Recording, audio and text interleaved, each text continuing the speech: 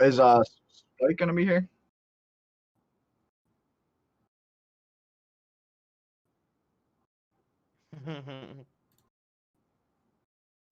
Oh, well, for one thing, my microphone was muted, so that's awesome. I think we are live.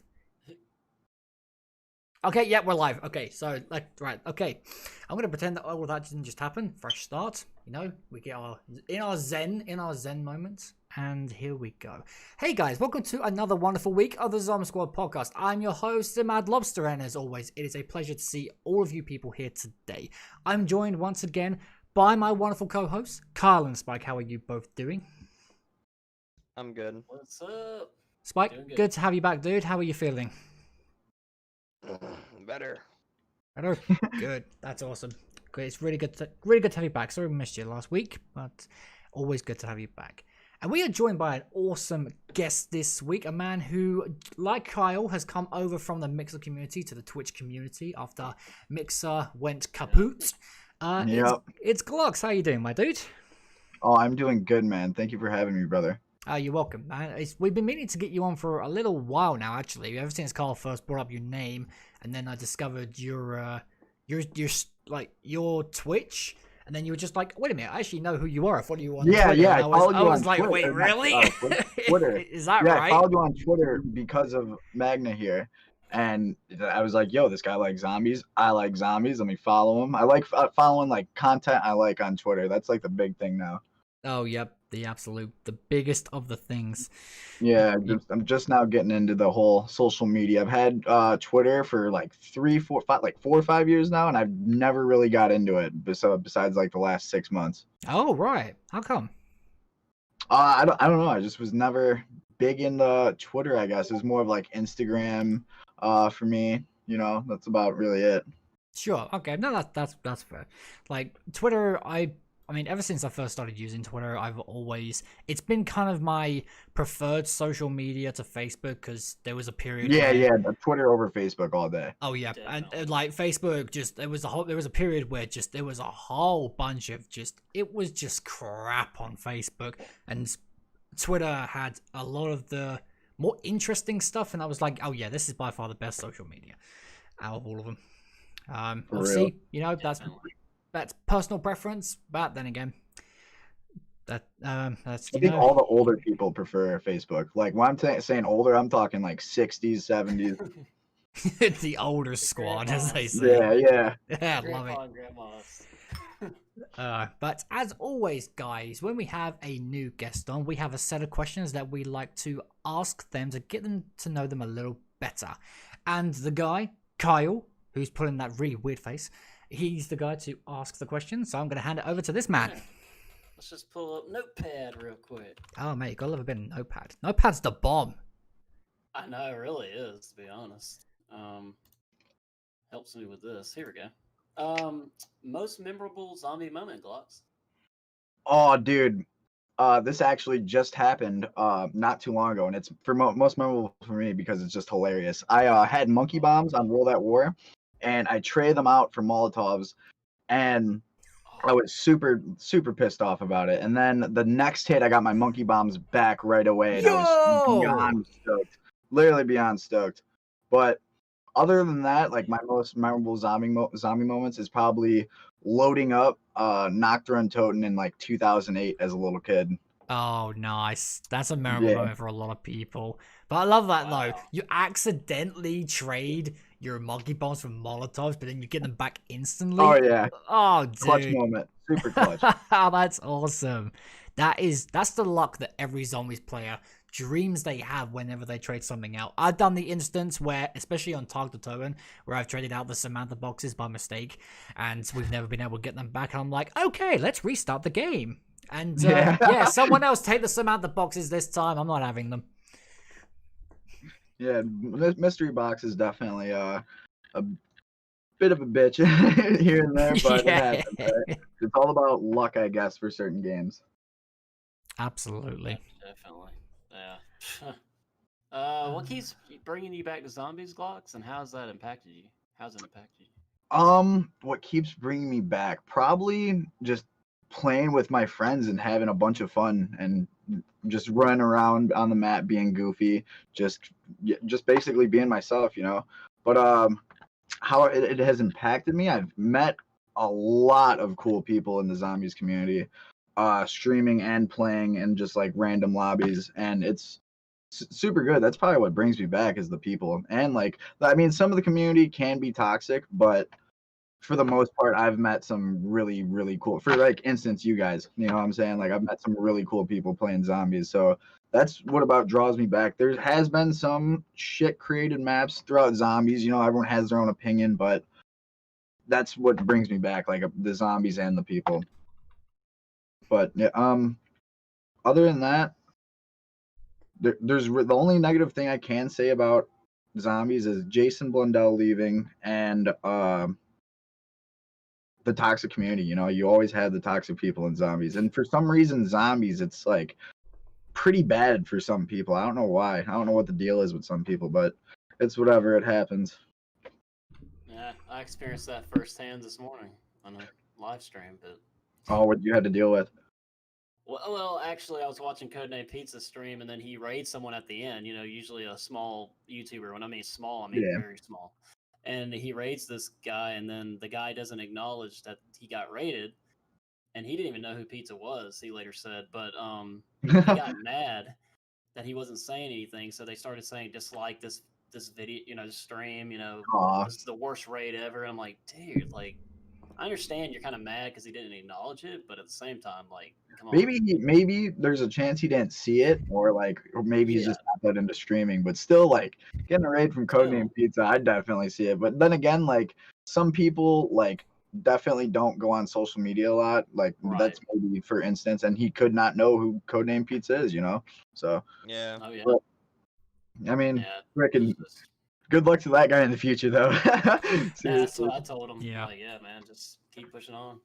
I mean, like, there's getting raided. No matter how small or how big, getting raided is something special, and you always feel a sense of appreciation whenever you get raided. Like, take me for instance. The 2 times I got raided by Codename Pizza, I was appreciative both times. I absolutely loved it. The second time was a lot more, and that's because that second one was where this community I have now properly started building. And like, you know, the Discord was made, and I had got like all the subs and all the follows, and it was like that's where it probably. So I have a special place in my heart for that particular raid, but both raids were absolutely out of this world incredible. Hell yeah. Love it. That's just insane. I could imagine that. Yeah, no, seriously, that'd be sick. That'd be super sick, bro, for real. Okay, Glockzz, like I kind of like knowing some of the maps that you like, and you can kind of divulge on other maps you like, because some I think would be kind of like controversial to some people. Yeah. Dealing with Infinite Warfare, but what's your favorite map? What's your favorite map overall? I guess Treyarch mainly, but Treyarch mainly. So, that's a tough one. Yeah, I want to say Verrucht, but Buried is amazing as well. Just because I know it can be repetitive, I want to say Buried because Verrucht can get repetitive after so many times of playing it. But Buried can get repetitive, but I would definitely, that's probably my favorite. Like the whole cowboy scene, like I thought that was amazing. But yeah, probably Buried for sure. On Infinite Warfare, it would probably be Attack of the Radioactive Thing, but that's obviously not Treyarch. And Attack the Radioactive Thing is my favorite. I have a shirt on the Attack the Radioactive Thing, man. Yeah. I just got to say though, like when we asked that question, we're not particularly specifying Treyarch. Like when we ask that question, we mean like zombies. All zombies. Someone could even turn around and say, "Oh yes, this Extinction map is my favorite." Like it's it's not limited to just Treyarch stuff. Like someone could turn around and say, you know, Trident is their favorite map. As yeah, right. Don't you even start. Okay, I still need to have a word with you, Kyle, about freaking Exo Zombies. Like, what are you doing? It's 2020, dude. Why are you playing Exo Zombies for crying out loud? I blew up on that stream. I got 11 viewers like in seconds. You know what? I'm not going to argue with that. Cheers. I know, that was nuts. I didn't expect it, to really be honest.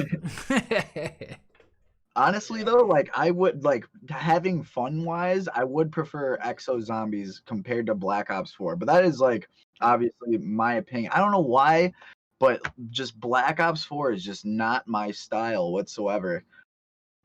And I don't know why. I don't know what it is with it. Maybe it's just because of all the freaking overlay, like all the HUDs, like I guess. But I don't know. It's just not me. It's just not. I've been playing Black Ops 3 for 5 years because I prefer that over, Black Ops 4.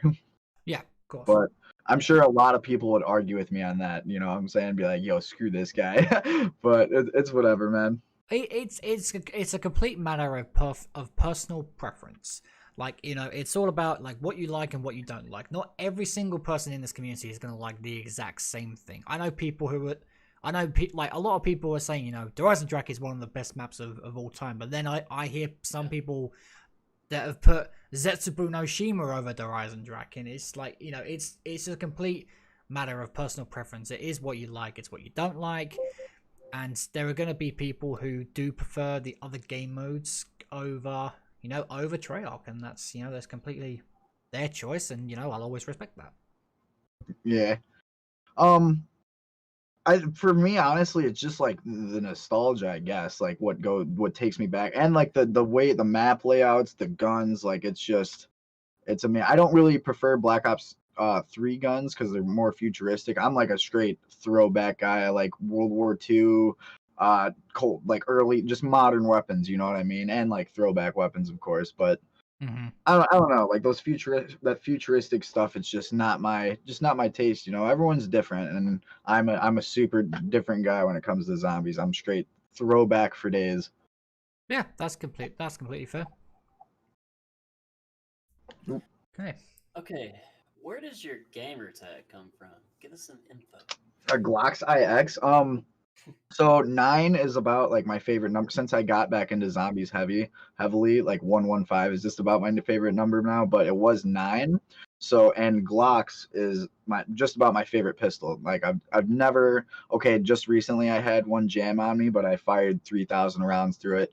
And once a nasty build up in there, it's due to jam, you know what I'm saying? But Glockzz, like, they can be inaccurate, and I'm pretty inaccurate with most things, so it's whatever. But you can throw it through dirt, mud, water, like whatever. Like, it's just my pistol of choice, So, and whenever there's like a Glock in a video game, I get freaking amped because they're barely in video games now. It's all about like the Colt 1911 and stuff, which is awesome. That's an amazing pistol, but I just like the Glock. It looks dumb and awesome at the same time, So I end up changing my name. It was OG Swank because I ran a clan a while back, and then my account got hacked and I lost the account actually. So this is a while ago. So I ended up changing my name to Glockzz because that's when I started getting into guns, because I got my Foyd card, and I don't know. It's like a second hobby for me besides zombies,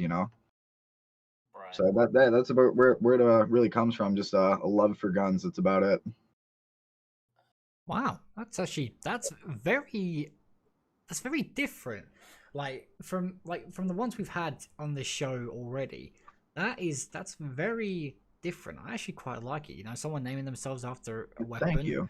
Like it is very different. I haven't heard that before. Like even someone just casually, saying, "Oh, my gamer tag comes from." Yeah, thank you very much. Yeah, sometimes I get like some people that like guns obviously like the name, but some people just are just like, yo, you call yourself Glockzz? That's so stupid. But everyone gets hate on their name, I guess. Sooner or later it happens, Yeah. But yeah.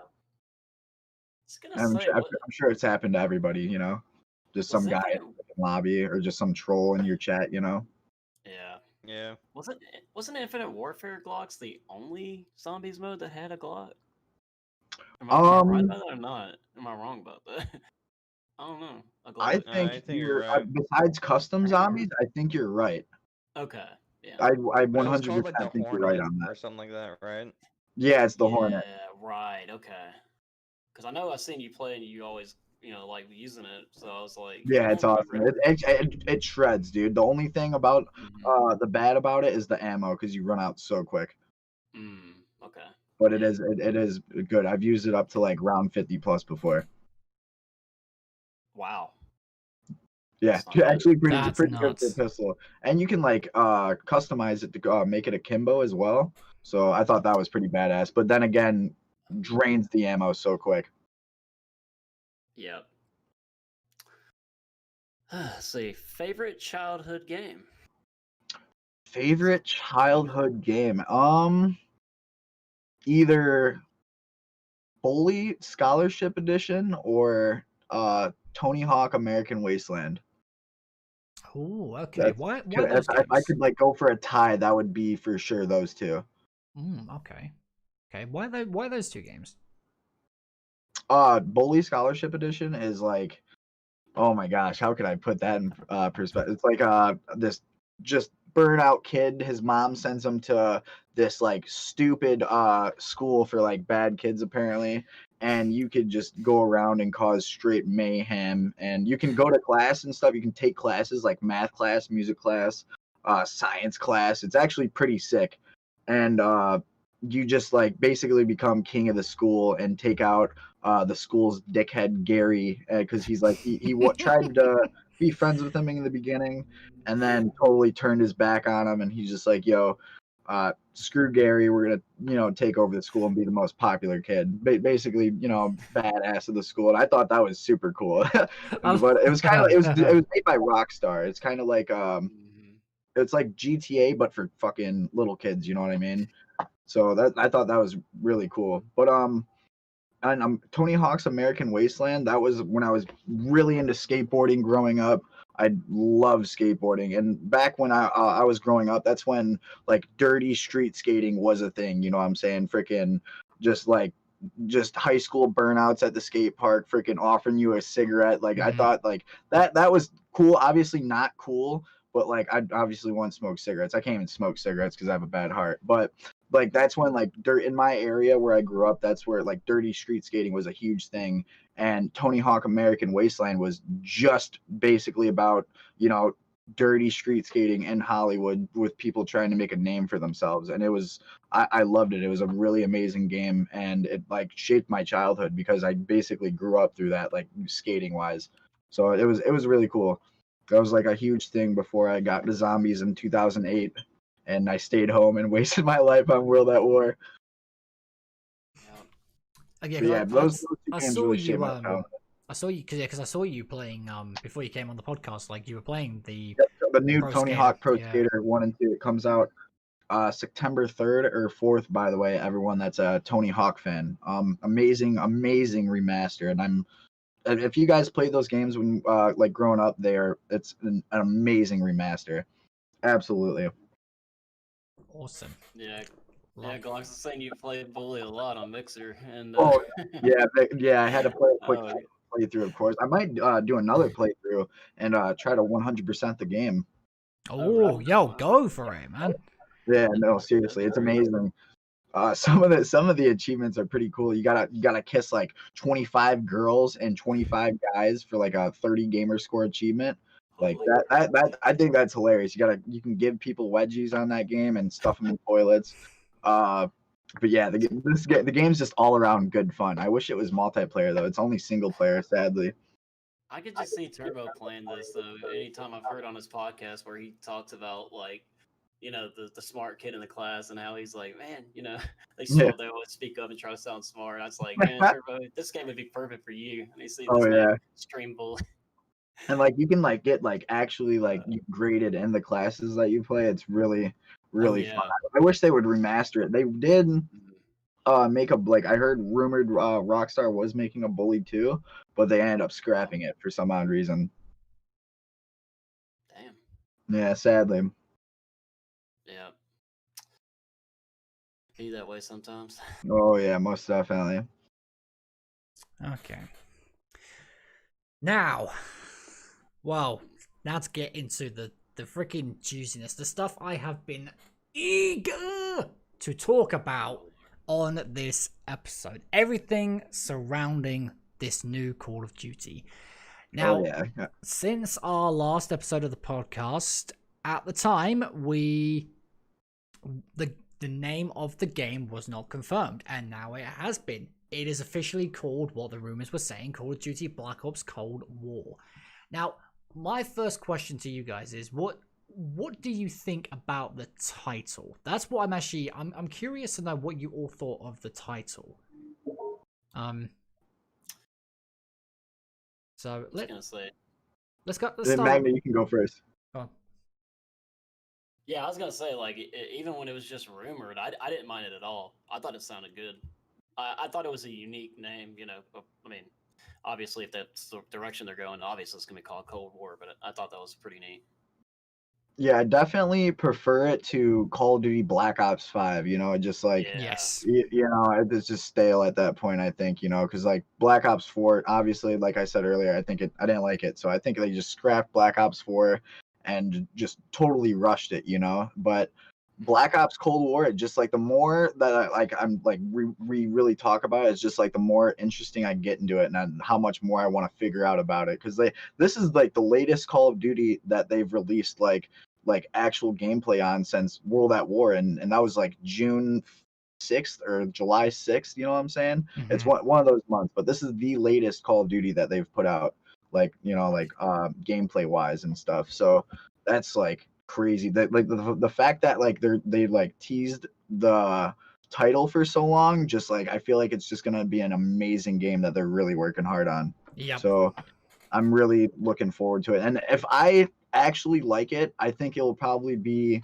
unless they remaster MW2 or World at War, this will probably be my last zombie game that I go totally all out on and totally stream.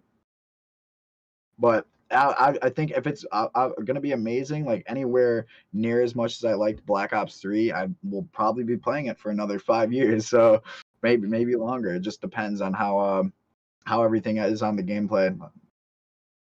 Yeah. And like zombies wise, of course. If I don't like zombies in it, I'm gonna be so heartbroken, man. Literally. Oh man.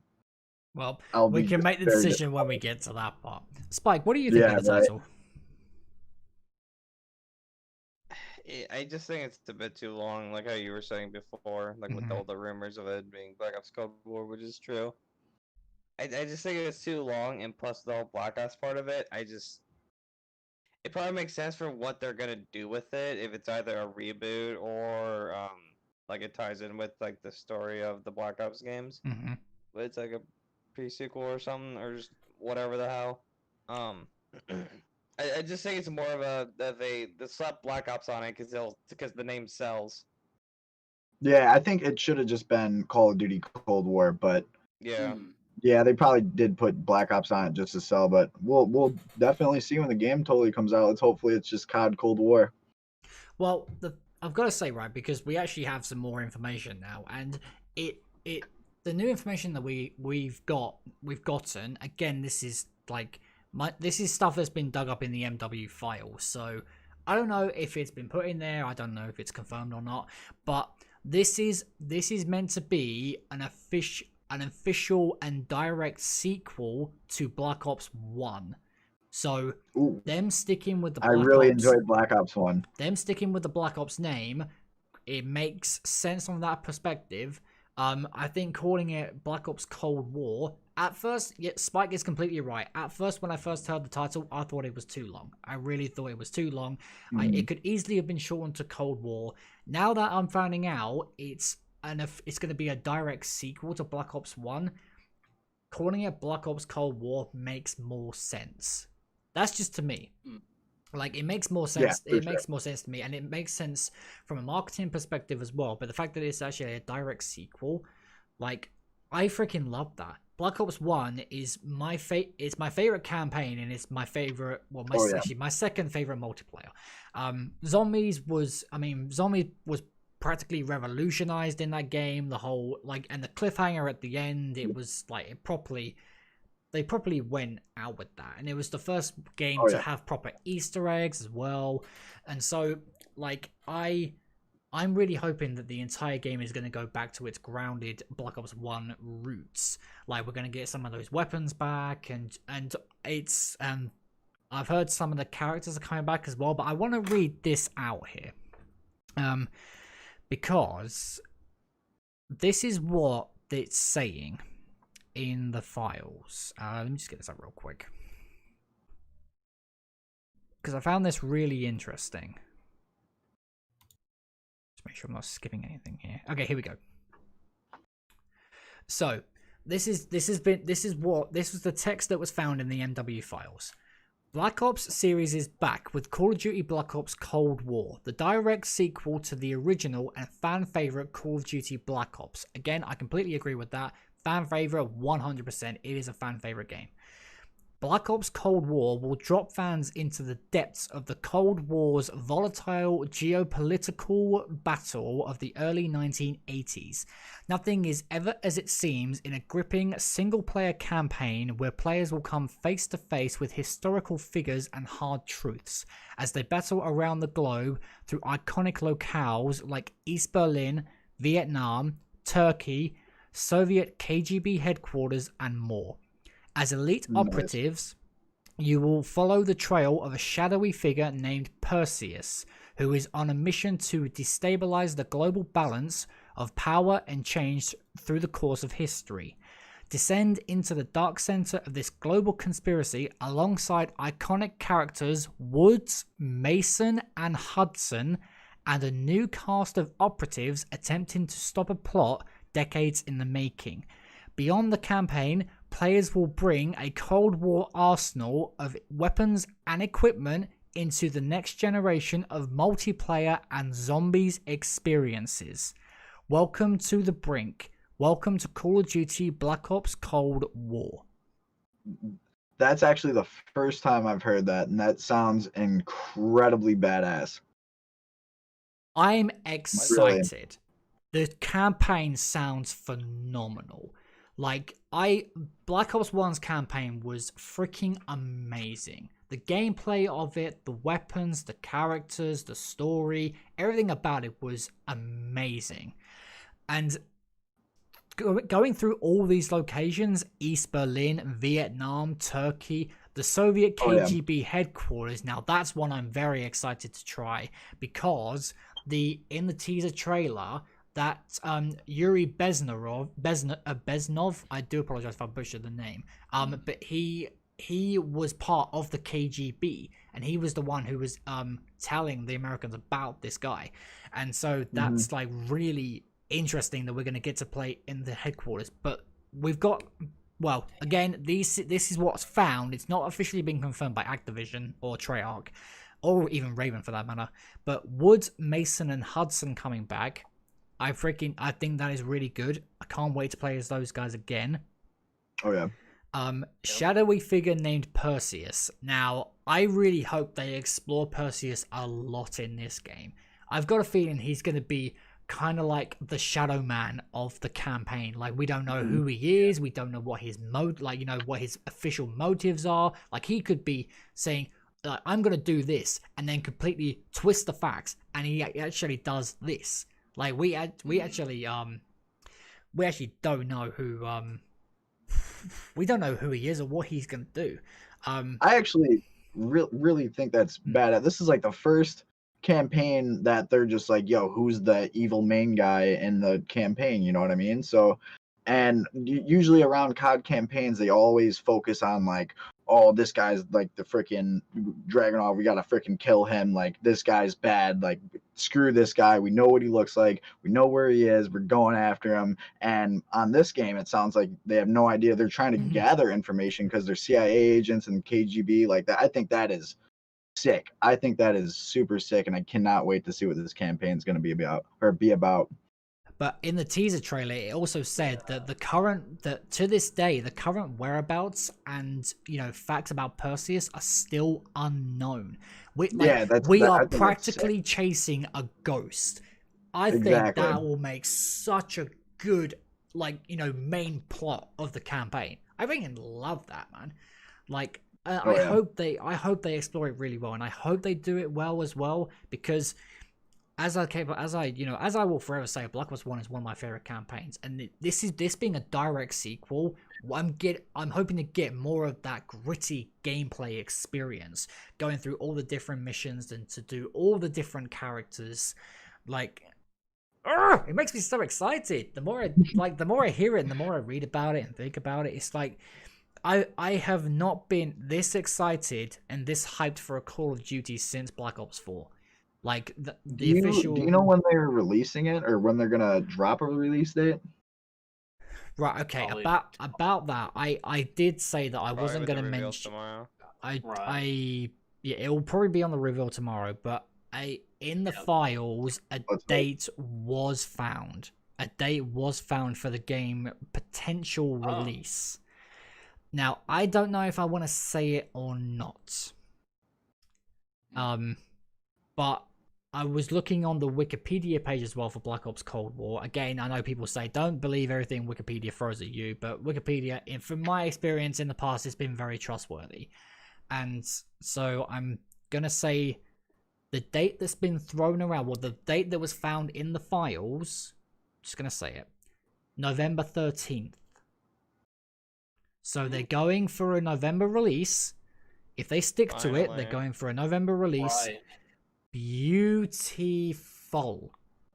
I'm so happy they've gone back to their November release. Honestly, like that extra like month and a half like pushback, like I think that's what like the older Call of Duties like Black Ops 4, like an earlier release, like where they screwed up at, you know, because like with that extra month and a half, they could have added so many more cool things, you know what I mean? Yes. So with that release, if that's like correct, if that's a correct release date, like that is gonna be sick. That's gonna be sick.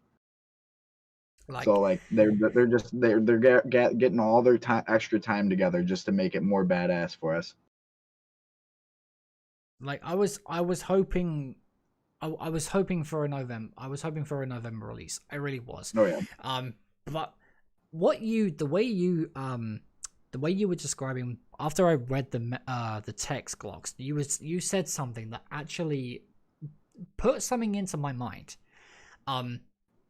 And that was basically Black Ops 4 had 3 years to be developed, and it was given to us unpolished. Oh yeah. If this game has had half the time to be created and developed, if they give us this game and it's polished, what a difference. Like, oh yeah. That is unreal. Like, if they give us this game, I mean, obviously, when games release, they're gonna have, you know, a bug. Yeah, here they're and gonna have there. their issues here and there. They're gonna have their issues here and there. You know, that's basically, that's just what that's the game industry basically. They might release a product like even Shadows of Evil had its bugs on launch, and that map is, in my opinion, the best launch map that we've had. And so yeah, when World War II first came out, like you said, like every game on release has like bugs and stuff. Like for example, when World War II first released, we couldn't play. Like me and my friends were like 8 deep in a party, and none of us could play World War II for the first 7 hours when it was released because multiplayer was having such bad issues. Yeah. And I'll always remember that when it comes to World War II. Just had the frustration trying to load into the game with all your friends on the release date, like midnight on the clock, you know. But it happens, you know what I mean? Can't control everything. No, you can't. But I'm hoping that having, obviously, because this game is the first game to be co-developed by two head studios, Treyarch and Raven. And so I'm hoping with double the manpower, they're able to properly look into like any potential bug that could go out. Like they might find one here and they're just like, oh, spotted that. And then they're able to sort it, you know, but then maybe another one managed to slip through and they're like, oh, I spotted that one. Like, they're able to kind of grab them here and there, like little flies, you know, they're grabbing them here. All right, no, you're out of there. Oh, there you go, there we go. Like, they're able to do stuff like that. I definitely think they're trying to go all out on this. So when it comes to, like, bugs or glitches or something, I want to say they will definitely be on top of it. So let's hope that, you know?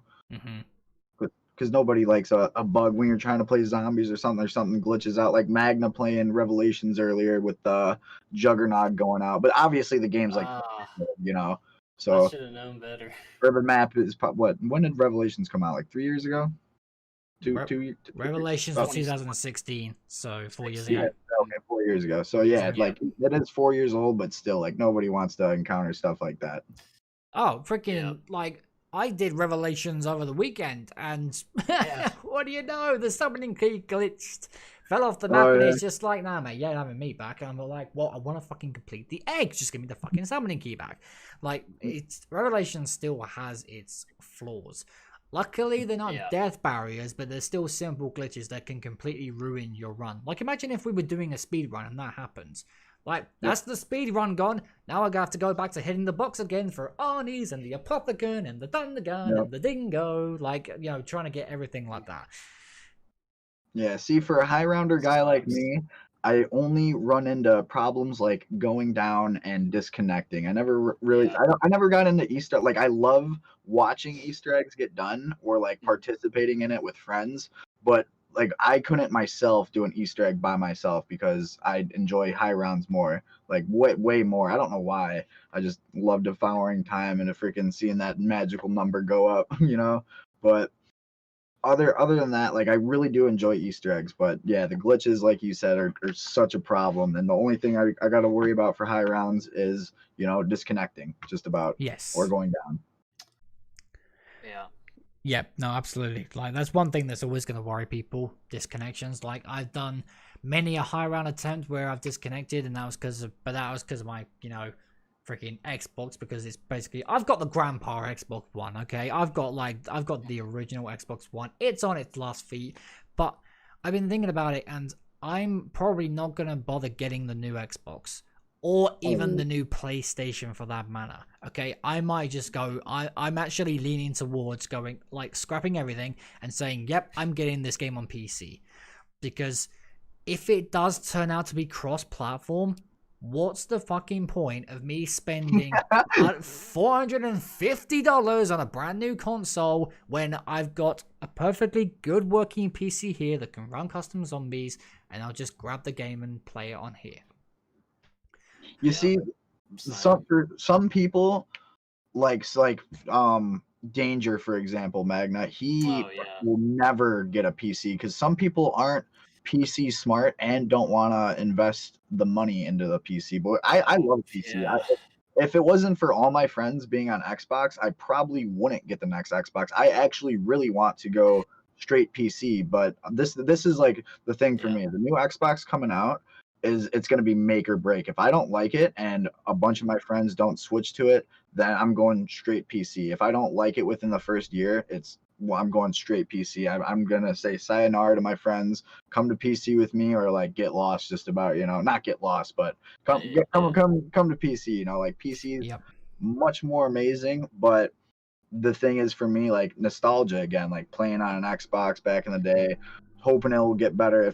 But like this new Xbox, if it's not up to PC standards, like if I can't do like workshop and do like custom zombies or something, for example, hopefully we can do that maybe on the new Xbox, but you never know. But so like if that's not able to happen, like do cool things like that, then I'm totally switching to PC and just forgetting about Xbox. Just about, like, I'll have it to play old games on, but other than that, it's PC for sure. Mm-hmm. I don't think custom zombies would ever really happen on console, just because it's like a huge thing. I'll make an example here. Fallout 4 has mods on PC, of course, and as well as on the consoles. But with Sony though, you can't have custom models for the one on PS4, but you can on Xbox. You can have custom models on Xbox. So it's just really. That was a Sony's decision to just not do that. So it's definitely, I think it's just an agreement between Microsoft and Sony to just be able to do stuff like that. But Sony just doesn't fucking like it for some reason. Yeah. Well, let's hope Xbox can do, and the PS5 too for the PlayStation players. Like, let's hope these new consoles can do some cool things. You know what I mean? So. It's my last make or break for it. This will be the last Xbox console I will get. If I don't like it, I'll probably just give it to my nephew or sell it if I'm freaking need the money at the time. But yeah, it's the last thing I'm gonna go all out on, besides freaking Cold War 2. Yeah, no, I mean, what you were saying about PC, ever since I properly tried out PC, I done that 11-hour custom zombie stream. PC has completely changed my perspective on games. Yep. Like it is a whole other world compared to console.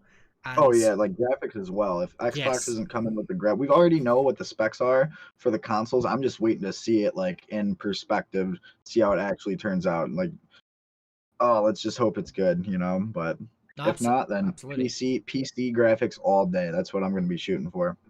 But then also, it's like, I mean, I've before I got this PC, I never did keyboard and mouse. I was always console. I was always controller. Okay, the past 3 proper custom zombies games that I've played, I've done nothing but keyboard and mouse, and I've really gotten used to actually like using it. And it is very different. I will admit it's very different. But the more you use it, the more you will get used to it, and the better you will get. Like I done a game with Sky. I done a game with like last night I did a game with Joker and Zombie Gaming HD. And I was just using keyboard and mouse. Like, and I'm properly getting used to it now. Like a lot more than what I was expecting, and I'm doing a lot better than what I had anticipated. For someone who has never used who has never done keyboard and mouse for zombies, I've actually done not bad. Like, and I'm actually I'm quite proud of myself. And so, yes, Kyle, I will be bringing you over to keyboard and mouse soon. You will be trying it because you will be part of the official master race. I'm turbo still. I'm still like, wanting to play. Like, I don't want to use it. I love controller. Nah.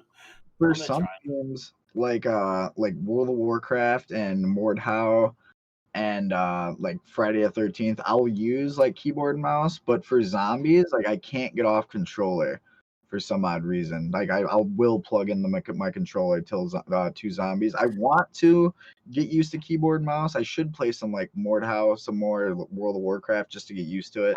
But I think someday I'll get fully into keyboard and mouse, but that probably won't be until I totally switch over. You know what I mean? So once I don't like this, I'm saying once I don't like it, like I'm actually not going to like the console. If I don't like it, then I will be forced to play keyboard and mouse, like for sure. Because I won't be going to, controller no more for sure, just about. So yeah, keyboard and mouse, I got to learn it eventually.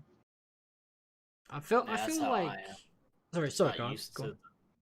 Yeah, it's like I'm like Glockzz. Like I think I don't know what it is. It's just like something. It's just basically you've only played with controller for so long. You're so used. Like when you play a shooting game, you just feel like that's so natural. It doesn't seem like a mouse when you click it. That's the same as holding down the right trigger. Yep. I don't know. It's just weird, but yeah. You don't get that same kind of feedback that you would with a controller. I'm pretty sure that's what it is. Right, exactly, Spike. Yeah, you hit it right on the head there. Yeah. I mean, if you're used to controller, then I was used to controller. I will admit that. Right. That's because controller was the only. I mean, Kyle, the whole freaking minus maybe one game, that 11-hour stream I did, like 95% of it was controller, and the other 5% I was trying out keyboard and mouse to see how I do, and I freaking sucked like an absolute plum. Like, but controller is what I'm used to. It's what I've used my whole time of having an Xbox, and so it sits in my hands comfortably, and I'm so used to using it. Now, when I use keyboard and mouse, and I go back to controller, it is so different. It's actually properly surprising when you're flicking between the two. It's surprising. I'm still good with it, but it does feel odd. But it's the aiming. Yeah, for sure. Right. But one thing I wanted to talk about was because this was actually shown. Where are my bookmarks here? Notes messages. So the difference. So what was shown also in the files were the different editions of the game. Yeah. So we have, and this is going off of Charlie Intel, we have 3 editions that they found. You have the standard edition, which is PS4, Xbox One, and PC. You have the cross-gen bundle, which is PS4/5, Xbox One/Series X. Or you have the Ultimate Edition, which is PS4/5, Xbox One/Series X, and PC. Now, I would presume the price will differ between the two. I don't know how much. I'm going to probably presume that the standard edition will be the usual $50. No, sorry, £50 more like. I think it's more like, is it $60 over in the US? 60 for us. Yeah, so it's £50 for me. It's £50 for me, as I'm the only UK guy here. Woo. Yeah. Tax is like so 65. so it's 50. So £50 for me. Cross-gen bundle, I would imagine that would probably go for maybe £10 more. I kind of want to say I want to say around £10 more. So we'll say, like, again, we don't know what these prices are yet. So £10 more. I'm gonna say, so £60 for me. Cross-gen bundle, which would be $70 for you guys. And then I'm gonna presume the Ultimate Edition maybe is gonna go the next £10 up, and so that's then gonna be £70 for me, $80 for you guys. But I do believe that there will be some kind of, like, special edition, like the mystery box edition, like, as you can see down there, like, that's the actual mystery box. So in the fireplace, it's just chilling. That's his little place. But like, I seriously do think that there will be. What it will be, I have no idea. Whether they're gonna make it zombies themed or not, I'm not sure. I hope they do, because then it really shows throughout, that they still love they're still here for the zombies community, and they still, properly, they love us, and they want to give us, all the support that they want to give us. But I have no idea. Like, this, for all I know, these could be the only 3 editions of the game. But which one would you guys go for? Because I already know which one I'm looking at. Why is there a cross-gen bundle? Why would you buy the same game for 2 generations for consoles? I suppose I'm gonna presume that one is I'm gonna presume that one is optimized so when you put it in the Xbox One, it's optimized for that. When you put it in the Xbox Series X, it optimizes it for that. So it depends on what console you put it in. That's what I'm gonna presume is gonna be the case. It then saves people having to buy the game twice. Once for the old generation, once for the new generation. But I'm gonna presume that the Ultimate Edition is gonna have more with it. I'm gonna presume that it's gonna have more with it. I don't know. That just right up front, it just sounds like a waste of money, because presumably most people would just commit to a new gen, right? So why would you just not buy the game at once for that generation? See, that's that's been the Twitter backlash. Like you're saying, sounds so dumb. Because they're like, why don't they just make it to where you buy it once and you upgrade for free, like they did? Exactly, like how Cyberpunk's gonna do. Right, like Cyberpunk, yeah. But they were like, but Activision. Well, yeah, probably just a money grabber. But I mean. Okay, so I'll show you the stream here. This is Charlie Intel's prediction of the prices. So they're predicting standard edition is going to be $60, cross gen is going to be $70, and the Ultimate Edition is going to be $100. Yeah, right. I figured. Which I assume I'm getting 100 because of the season pass. Because I mean, I'm just going to get the game in the season pass. I mean, I'm invested in the zombies. I'll do it anyway. I'm guessing. I'm guessing that includes the whole season. Yep. If they do a pass or whatever kind of thing they do. Let's hope. Let's hope they bring back prestiges as well. Oh yeah. Yep.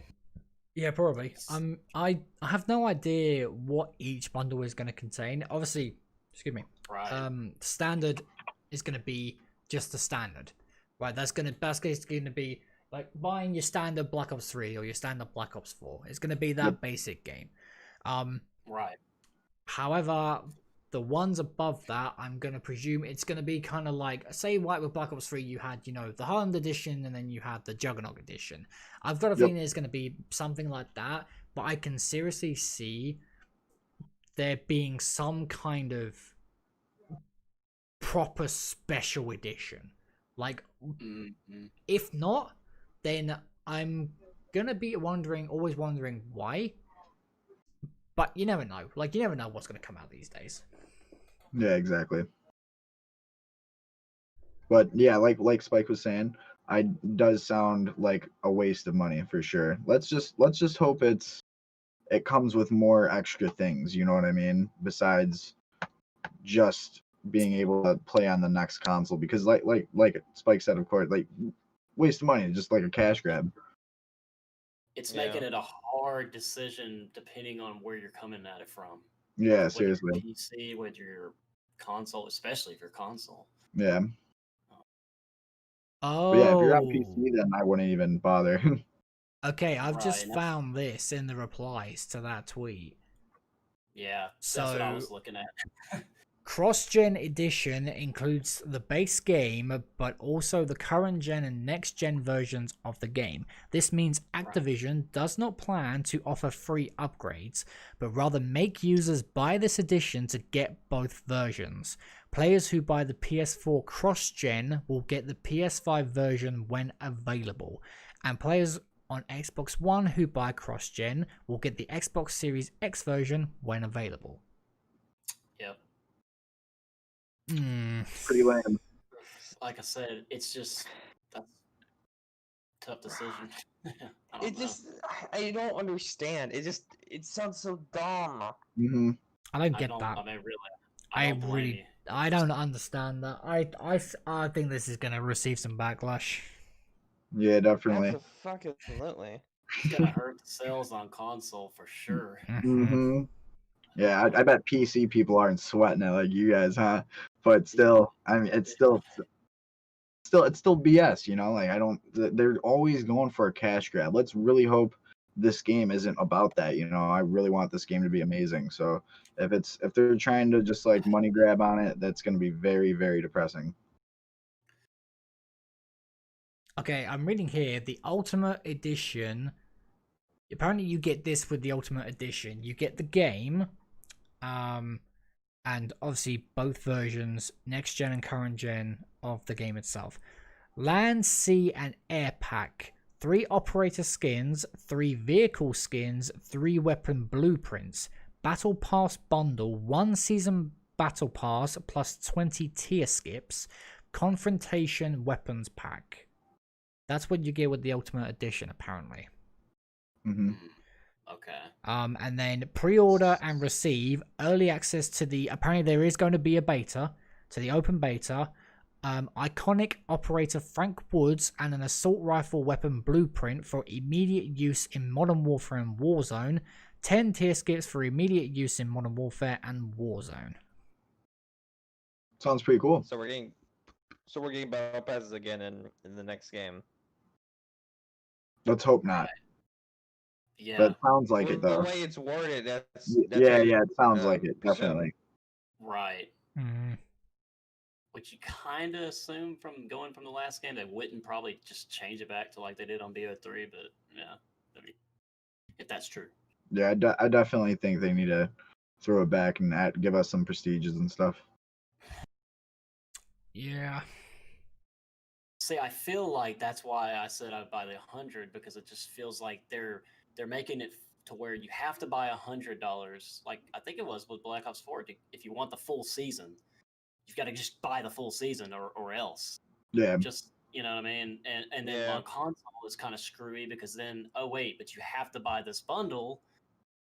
You know, I mean, it's, I get it. Like I don't know. It just kind of. Another money grab. For diehards, like the $100 is like a no-brainer if you just don't care and you love COD and you love zombies and you want the season pass, you want everything, but not everybody's going to feel that way, just like with the console thing. Yeah. Not everyone, they're not going to want 2 versions just because. Like, I mean, if I'm being truly honest, right, if I'm if I'm getting this game, I'm freaking getting the digital edition. Like, it's my Xbox. It's on the last legs of being able to play discs. And so I mean, it's a digital edition. I feel like runs smoother. Or well, not smoother. You can just load it up quicker. Yeah, because you don't need to take out discs and shit. Yeah. I mean, you never know. And as I said, I will be getting I'll be getting a digital version of the game because I will be getting it for PC. I kind of wish there was a bit more zombies content, if I'm being honest. Like, especially with the Ultimate Edition of the game, it's like, yeah, they haven't released like anything zombies wise besides mentioning that there will be zombies. So let's hope for tomorrow that there will be some type of zombie stuff in there, but you never know. I wish. Well, apparently I read somewhere that the zombies reveal is coming at a later date. Yeah. And with the leaked release date for the game, there was also the leaked release date of the multiplayer trailer. Which I don't know. I'm kind of concerned of when we're going to get the zombies reveal, because apparently September 9th is when we're getting the multiplayer reveal. How long after? So when a multiplayer trailer is revealed, how long after is zombies then normally revealed? Guys in chat as well, you guys might be able to help us out. What's the time gap?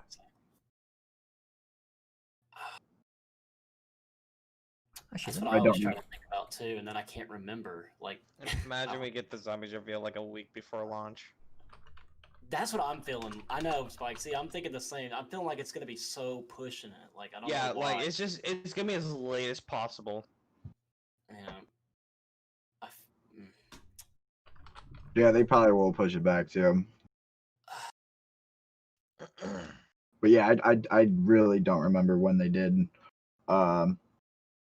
release zombies. It's usually like they always give a small zombies snippet gameplay. of it. They always give a small snip of zombies with the reveal trailer. Yeah. Like literally like a 5-second snippet, just about.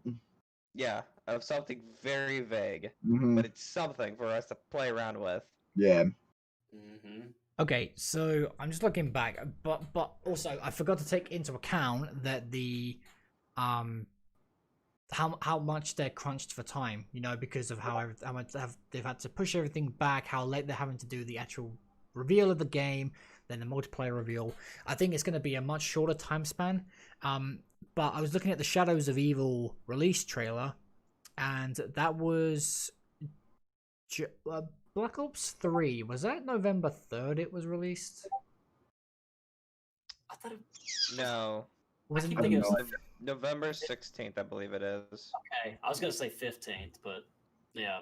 Because, believe it or not, because they actually have the release date in Shadows of Evil. Like, there's a fucking thing on the map that says November or something.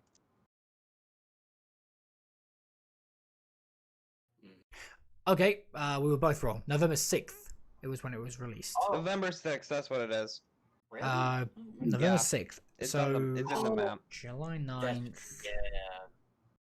That's July, August, September, October, November. That's a 4-month difference. But by that point, we would have already had the main reveal. So if I'm thinking about this logically, I think October. I think October is when we're going to get our first full reveal for zombies. That's what I hope. Maybe early October, so then it'd be like a month difference between... Actually, when was the multi... The Halloween vibes for zombies? Nice. That's what I was thinking. Like, oh, that's actually not a bad shout. That's what I was just thinking in my head earlier. Like, why not October? Halloween Yeah. kind of fits in with the. Spooky month with a spooky trailer. Let's hope. That would be pretty cool. Yeah. Imagine it's not spooky. All the fucking zombies are wearing unicorn onesies. Hope not. Oh gosh. June 16th, 2015. So June 16th, July. So that's not even a month. It wasn't even a month difference between the multiplayer reveal trailer and the Shadows of Evil reveal trailer for Black Ops 3. So maybe you're right. Maybe they do go for like a Halloween approach. If they do, oh my god, that'd be amazing. Like Halloween hits and then they release the trailer and it's just like, oh boy, where's the popcorn? Like, I'd be excited. What are you guys hoping for in the new Zombies though? That it's not an Ether reboot. Yep. Yeah, that's been a big thing. Yep, I'm practically the same. I mean, I'll be getting it regardless of what it is because I just want new zombies. Like, freaking. It's why I'm playing custom so much because there's just so many new maps. Dude, the reveal of this Zombies is gonna make or break me getting this next game. If it's an Ether reboot, I'm not fucking getting it. Well, I honestly would not mind the main characters for some maps, but I would definitely enjoy a newer characters for some things. But I don't know. It's just like. Because, like, you know me, I'm just, like, straight nostalgia and love, you know, the main for, like, Takio and all that. I'm just, like, that's sick to me. But then again, I want new stuff, but I want old things at the same time, if that makes sense.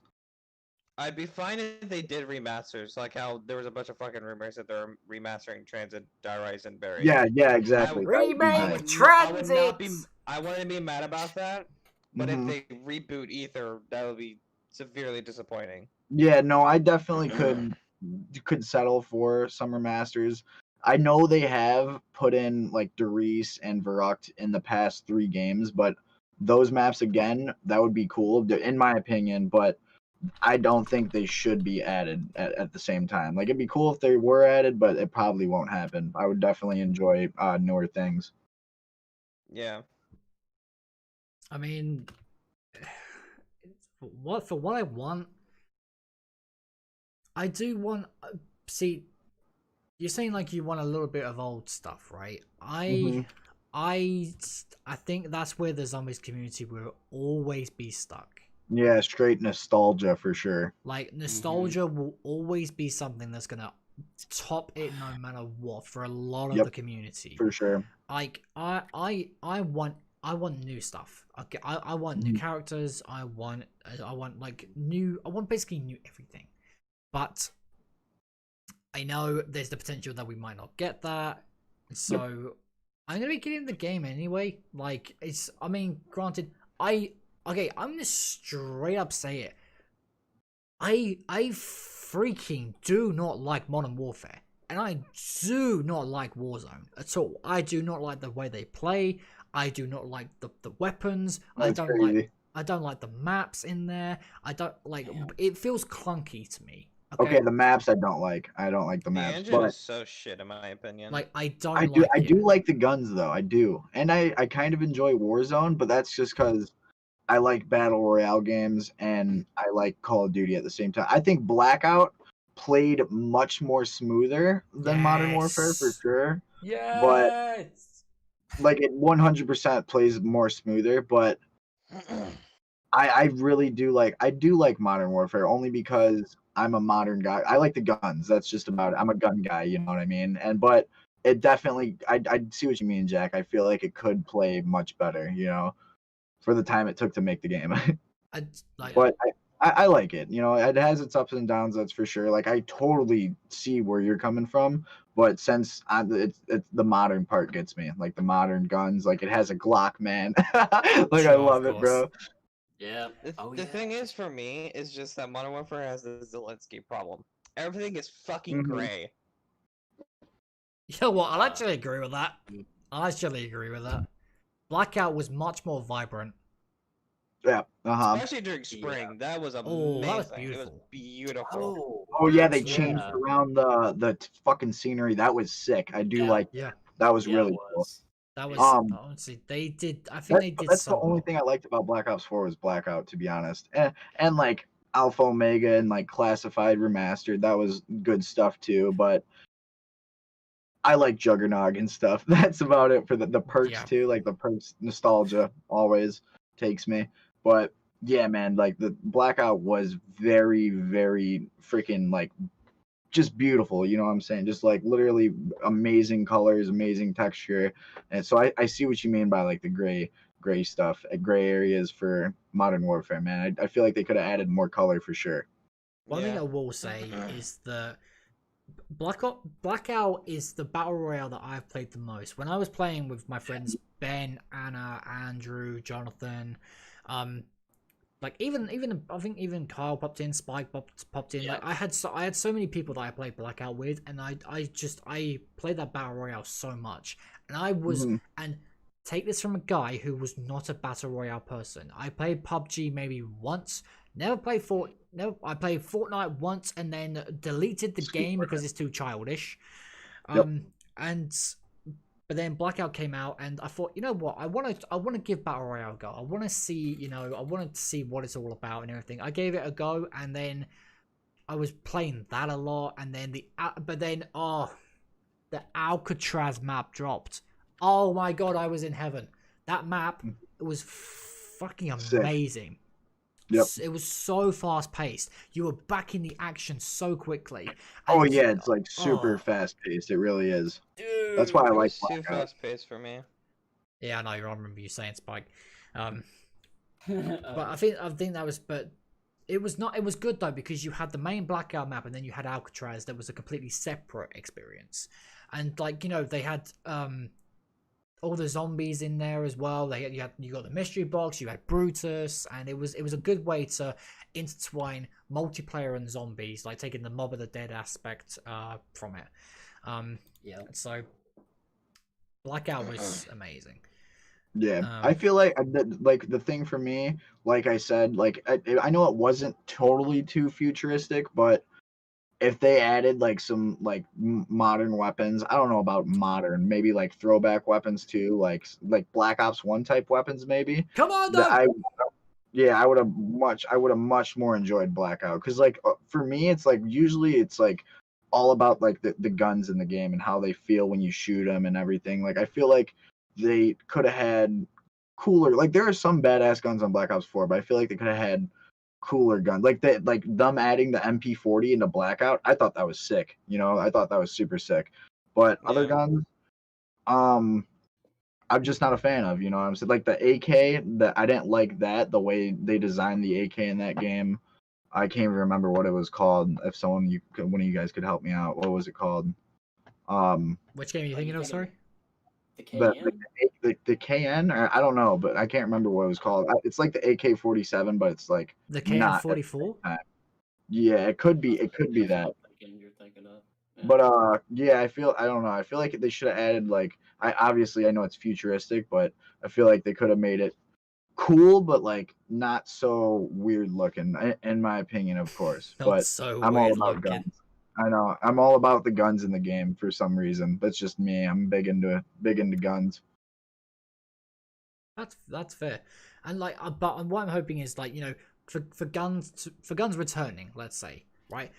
There are two guns in particular I really want to come back above every other gun, right? The first one is the Commando. I want the Commando back. Yes. I love the Commando so much. That is my favorite gun in Black Ops 1, and I seriously hope that makes a comeback. The second one is the Python. Okay, the Python, I love the way it shot. I love the way it reloaded. It was such a fun gun to use. Like, guns like that, I want to come back. But then I also want to experience new types of guns as well. And to think like all of these guns are going to be implemented into zombies somehow, whether they're in the potential mystery box or whether they're on the wall. Like, who knows? I mean, they could take a completely different approach from zombies and not throw in wall weapons at all. Like, maybe they scatter them on the ground. You have to, like, and that has to be how you get to the box, and then you pick up your weapons from the box. Like, maybe they do something like that. I don't know. I'm just guessing. I'm throwing out shit here, man. I'm not a secret informant from Trial at all. Maybe. Maybe. And let's and since I love World War II, I know in like the Cold War era they used the Thompson and like the M1 carbine. So maybe that maybe get thrown in the mix for the new Cold War game coming out. Yeah. I think that would be kind of pretty cool, like for some zombie maps, like Thompson on the wall or something. But that would Yeah. be pretty cool, you know. Like, but for the most part, like Jack Commando for sure, bro. Oh man, and like Spaz 12, that was like an 80s type shotgun. That was a fucking badass shotgun, dude. So if they had those type of guns in zombies or like multiplayer, of course, oh my gosh, sign me up. Literally, sign me up. Mate, I'd even be happy to see the stakeout return. Yeah, yep. Stakeout was a sick ass shotgun too, especially on Keynote or Toten. Oh yeah. Oh, and also if they bring the Olympia back, give it Dragon Breath when Packer punched. Okay, that shit was so cool. Well, the 725. I can't believe they changed the name on Modern Warfare. Yeah, it's the most broken thing in the game. Yeah, it's depressing. So depressing. Hang on, where was it? So just going off of what Pete just said in chat, the game is 1980s based, but zombies could have different guns. I'm gonna read this line again. Beyond the campaign, players will bring a Cold War arsenal of weapons and equipment into the next generation of multiplayer and zombies experiences. So I think I'm gonna meet you halfway in the middle here, Pete, and say that they could bring a bundle, maybe a small bundle, in and put that into zombies, then bring in zombies exclusive weapons. I'd be very happy with that. But then again, pretty cool. But then they need to, in my opinion, they need to do map specific weapons. Okay, we need to go back to like the Black Ops 3 roots of like, you know, Zetsubo no Shima had the Razorback and the Marshalls, and then Gorod Krovi had the Shadow Claws and the L4 Siege, and then Revelations had the Rift D9 and the Banshee. Like, they need to bring map specific weapons back. Give us something to make us want to go back to play those maps, like the specialist weapons, like the map specific specialist weapons. It's like you've always said, Kyle, like you go back to Zetsubo for the Skull of Nansapwe. Do something like that. You know, right? Give us a reason to want to go back to play those maps. You know, whether it be weapons or quests or Easter eggs or just anything, even characters for that matter.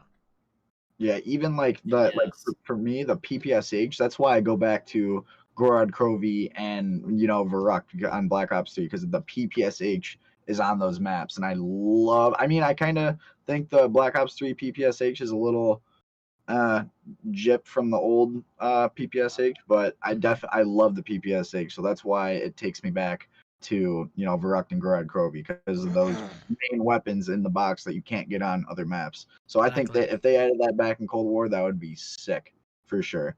Good idea. Really, World of War is just my favorite guns, dude. I go back to World of War just for the guns. My gosh, they sound so good. They feel real. It's just, I don't know. It's so cool. If they remastered, I know some people might not like it because some people maybe think it's a waste of time, but if they did remaster World at War, like throwback people like me, I would cry. Like I would literally cry. Like I love World at War. No, seriously, real. I mean, some people might not agree, but because some people think they could be working on something new for people, but I think nostalgia, literally nostalgia. That's 100% it. Yeah, Treyarch, man, they've always nailed sound effects. I mean, they just I don't know. Yeah, seriously, it was for 2008. Like it was a good game. Oh yeah. Yeah. I do think at times that World at War was ahead of its time. Oh, for sure, 100%. Yeah. Just like the PSP. PSP was so ahead of its time. Yeah. Oh god. Yeah, right. Throwback. The throwback of it all. I got consumed by the dark ether. Okay, I want to go around real quick, and guys in chat as well. I want to see what your responses are. I want each one of you guys to give me one thing that you're excited about for Cold War, and this is talking game as a whole. Okay, one thing you're excited about Cold War, and one thing you fear is going to happen in Cold, like you're worried about happening in Cold War. So let's start with Spike actually.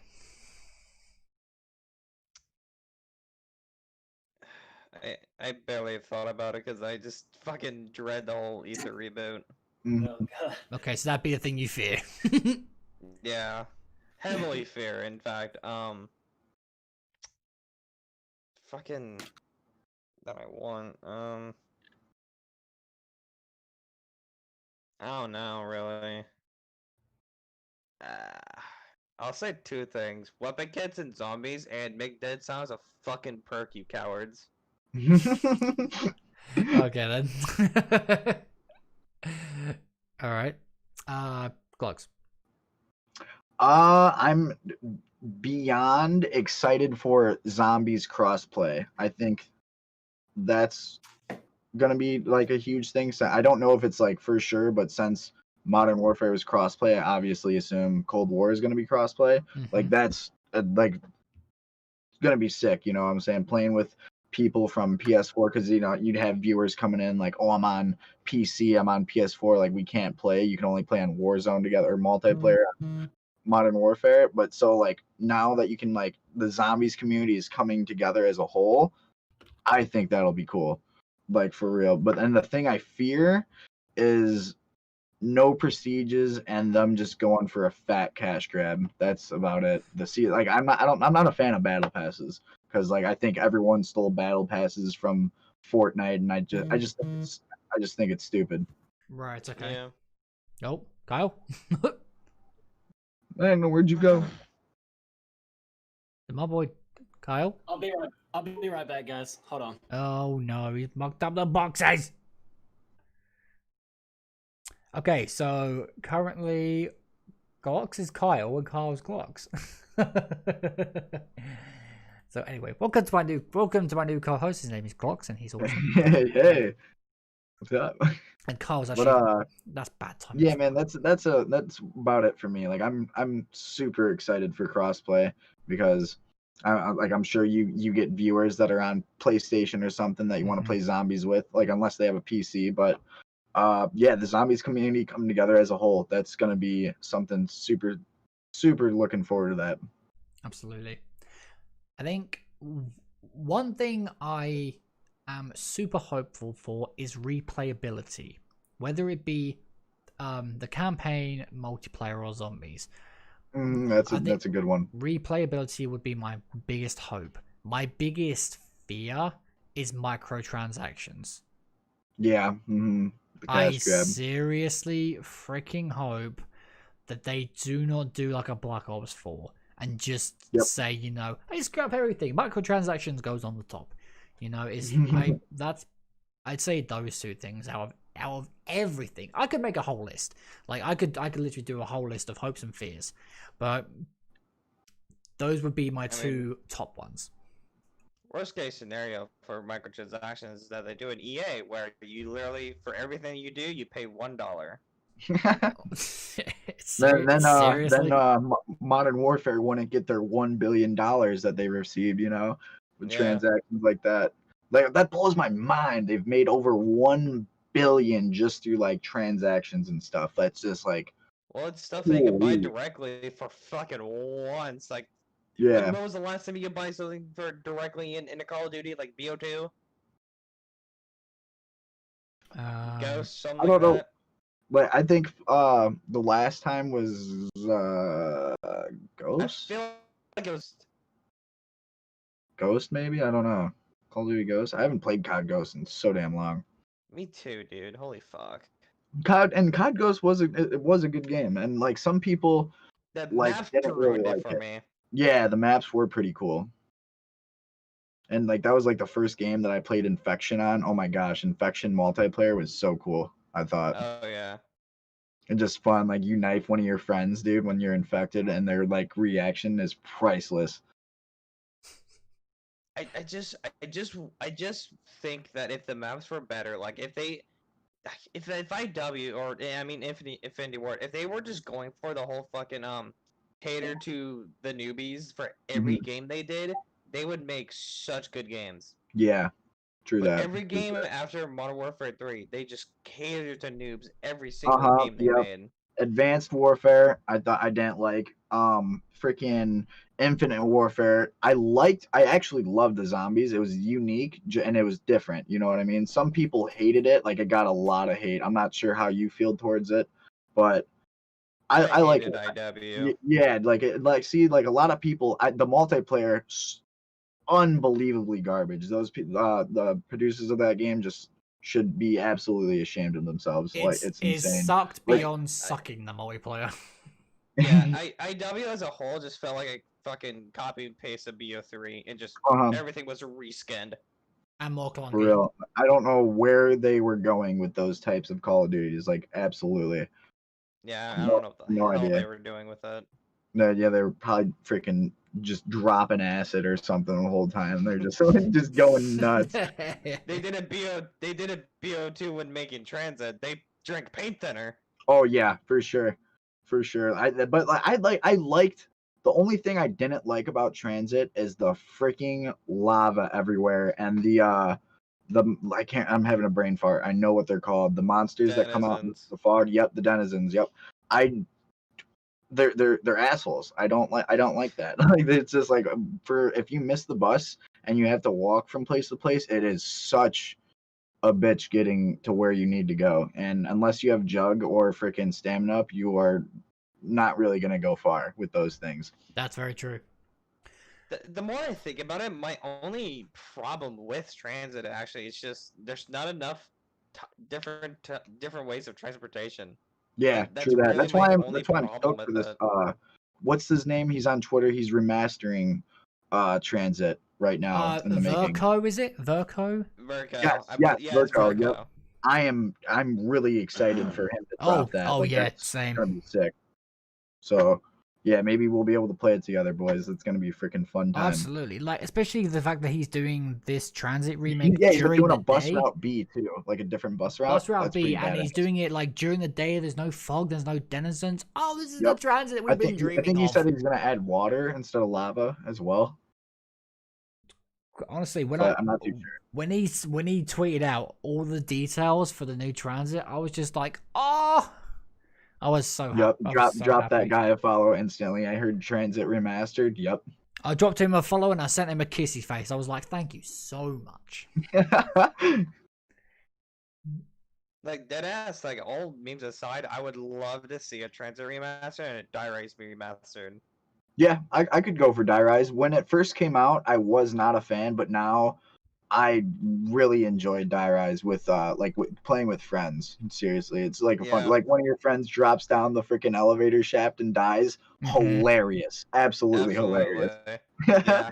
Like, unless that happened to you, it totally fucking sucks. But oh yep. But I do enjoy Die Rise. When we were doing all the Victor's Easter eggs for Jack, since he never did it before. We had a moment where Takeout Bars went down in one of the elevators, and we all thought he was gonna die, but then the elevator went all the way down to me, and I was able to get the revive before I bled out. Yeah, that was a clutch. That was that Easter egg stuff. And right, Spike, if you hadn't have thrown yourself down the elevator shaft, you wouldn't have won. Oh yeah. I made an oopsie whoopsie, but as well as Sam also made an oopsie whoopsie. You both did an oopsie doopsie in that game. And so did I when I thought the trample steam was going to fling me over to the other side. It's just like, nah, mate, bye bye, you're going off on the edge. Oh, that's what the transit. Oh yeah, that's what the trample steam did to me. I literally watched you run off it. Like, it wasn't even ready for you to get flamed off of it. You literally did not wait for it. Oh, like literally, didn't wait. It was there, right? And then instead of it was not ready. Like I saw the flag go up, right, and I'm just like, okay, oh, I'm done. Like, I just walked right off of the edge. There's a second where when the flag goes up, there's a ding like a second afterward when it's actually ready. If they made those type of buildables again in this new Call of Duty for Zombies, those buildables were so fun to use, man. Like, seriously. I think that would be interesting to see.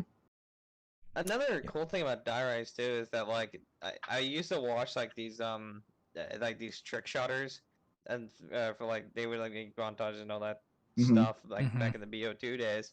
But Die Optic, Rise was bro. really popular for some insane zombie trick shots. Like it was insanely popular. Man, oh, bro, Die Rise is just like such an interesting, unique map. Like, wow. It's kind of, when I first played it, it was so hard to freaking get around the map. I just thought it was confusing. Yeah. But now that I like replayed it, I genuinely enjoy it. It's good for shenanigans. I will say that. It's very good for shenanigans. Oh yeah, of course. Yeah. Excuse me. Anything else? That's a big fat nope. That's not happening. Well, Jack, our around 30 like attempt on Die Rise was like really good. Even though I was lagging the whole time, like badly, but it was still lots of fun. No, I'll admit that was fun. That was fun. I will give you that. Okay. I don't know what's happened to Kyle. Apparently someone's come to pick something up. So what we're going to do is we're going to move into... Actually, no. Before we do. There's one thing I wanted to speak to you about, Glockzz. I want you to talk about your whole transition moving from Mixer. Obviously, with Mixer shutting down, you've done the switch. You moved from Mixer to Twitch. I want to know like how was the process for you from switching from one platform to the other? So, okay, man, that's a good question actually. The transition has been quite tough, but it has had its ups and downs. Like on Mixer, I don't miss, like I do miss Mixer, but I don't at the same time, because the people that ran Mixer, they always talked about having a community and being there for the community, and then they just ditched their community. They totally sold out to Facebook gaming and just like, oh, it just blows my mind, you know what I'm saying? Because they were always there supporting their community. And like, yes, it wasn't as big as Twitch or anything, but that's only because people couldn't play on PS4 unless you had a PC. Like you couldn't load up your PS4 and like load up Mixer and stream directly from your PS4. Yeah. And that was like a huge minus on Mixer's part, but they just totally blew my mind from selling out. But the transition has kind of been rough because I had like 3K plus follows on Mixer, and transitioning over, I probably within the like me just promoting my Twitch on my Mixer page, I probably got like 300 follows. Like right now I'm almost at 400 on Twitch. And like that was pretty good. Like a bunch of the loyal like people that came out and showed their support for sure. And that was pretty cool. Like obviously not everyone, as soon as they heard Mixer was dying, they probably totally just shut it off, maybe didn't see the promotion.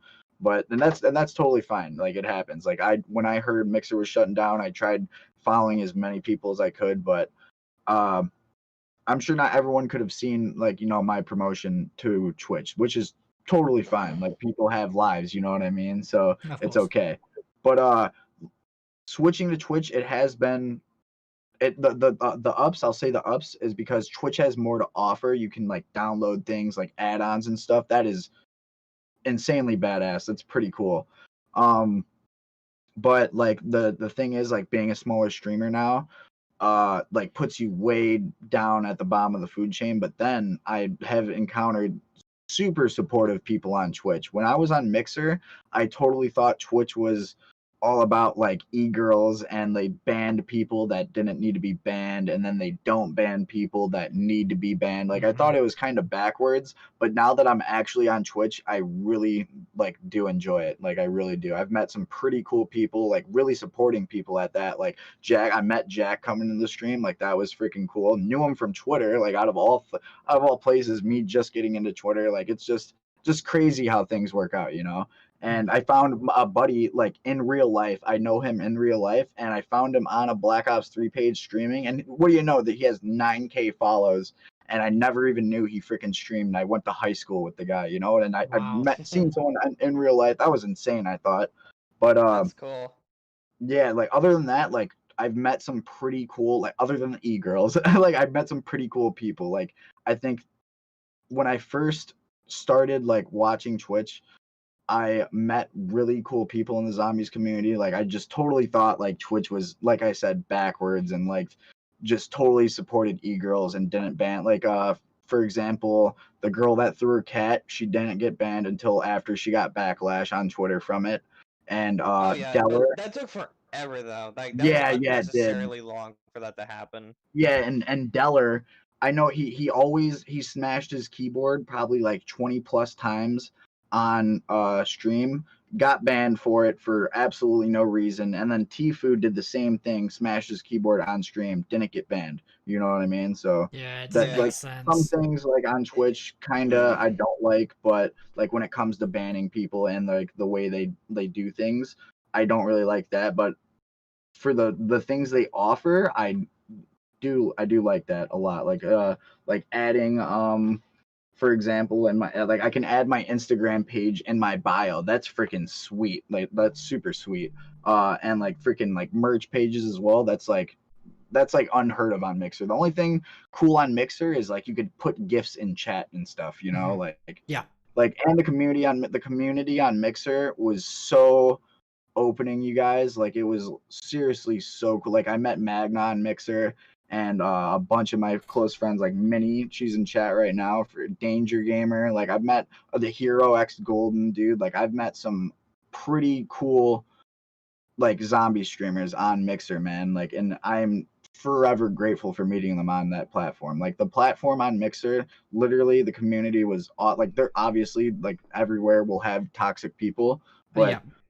I was so, when I first started streaming, I was so like got brought in with open arms from people on Mixer. Like it was awesome, truly awesome. But all in all, for my transition, I think it's been good. Like it has had its like roller coaster of ups and downs, but it has been pretty good, like for the most part. And I am actually pretty grateful I'm on here instead of Facebook gaming, you know. Fucking Yeah. Facebook gaming. What the hell? What the hell even is that? Like there are some of my friends from Mixer that stream on Facebook gaming, and they've been killing it. Like totally props for them, but that was not my choice that I wanted to go for, because I don't think because Facebook's always in a lawsuit, you know what I mean? And I don't Oh think yeah, Facebook always. gaming would be my appropriate choice for like future and streaming wise. But I think Twitch is like here to stay. So I don't want to happen to my channel the same thing that happened to Mixer. They just sell out, and I just thought Twitch would be the best option for me and my community. So that was definitely the best choice I've had. Like yes, I'm not getting as much exposure as I would on Facebook, but dude, if once I do freaking just grind my ass off and put in the hard work that you need to put in, then I'm sure I'll have a good time here. Seriously, like it's all about like putting in consistency and the actual content you produce. You know what I mean? Like Jack here puts out the best content, always putting stuff out there. Like it's amazing. The consistency is amazing. That's what I need to strive for. Because once I was on Mixer, I was kind of doing that, but since like everything just crumbled when they sold the Facebook, I just haven't really been on top of it. So like once I get back into my consistency, I think things will definitely be like way smoother.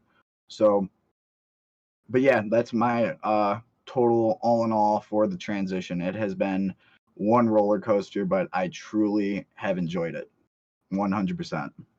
Thank you. So thank you for that. Sorry for going off right there. It was No, just like honestly, that's what I wanted to hear, dude. That's the story that I wanted to hear, because I wanted to. Obviously, I never did Mixer, and so like, and Kyle's always been explaining to me, like, you know, it has been tough moving from Mixer to Twitch, but I wanted to hear it from someone else as well, and so no, thank you so much for that. That was really, really interesting. Thank you. I'm really glad to see that your stream today, I saw you've got quite a few more followers, which is fantastic. You know, the growth is there, and it will continuously get there. Like my goal at the moment is hitting 200, and I'm on 153, I believe. Hell yeah, brother. And so like it is a matter of grinding. But my thing is that I do 3 days on YouTube, I do 3 days on Twitch streaming wise. Yeah, you totally switch it up. Like for sure, that's what I've been noticing as well. I've seen you go live on YouTube, but like a little bit more compared to Twitch. You know what I mean? But if being an affiliate, you can't multi-stream like that. Like you can't restream. So that's where like we're doing half and half. That's where like a little bit of an issue comes in between it. You know what I mean? Being a Twitch affiliate, you can't use restream. So that means you can't freaking obviously stream on, YouTube and Twitch at the same time. So, but streaming on YouTube, I think that would be badass. That was another option for me switching over. But I don't know, man. Like, I feel like you gotta just know certain people to like get on YouTube, but not know certain people. Just you gotta have your community there all ready for you, or you're not really gonna get anywhere. Because YouTube, that's a huge thing compared to Twitch as well. You know what I mean? Like YouTube's pretty freaking big. So YouTube's a whole other animal. Yeah, seriously. And the fact that you are like into that, Jack, is like props to you, bro. Because I don't think I could even with like a nice supportive community that I have, like I don't think I could really get into it now that everybody is here on Twitch. You know what I mean? Well, yeah, I mean, the thing is, like, between the two, YouTube is where all of my, all of my people came from. Like, the pizza raid happened, and then my community just built from the YouTube stuff, and I'm forever grateful for that. And I'm getting these people that come in the chat, like No Thumbs Crew, MadGaz Gaming. These names of people in the community know who they are.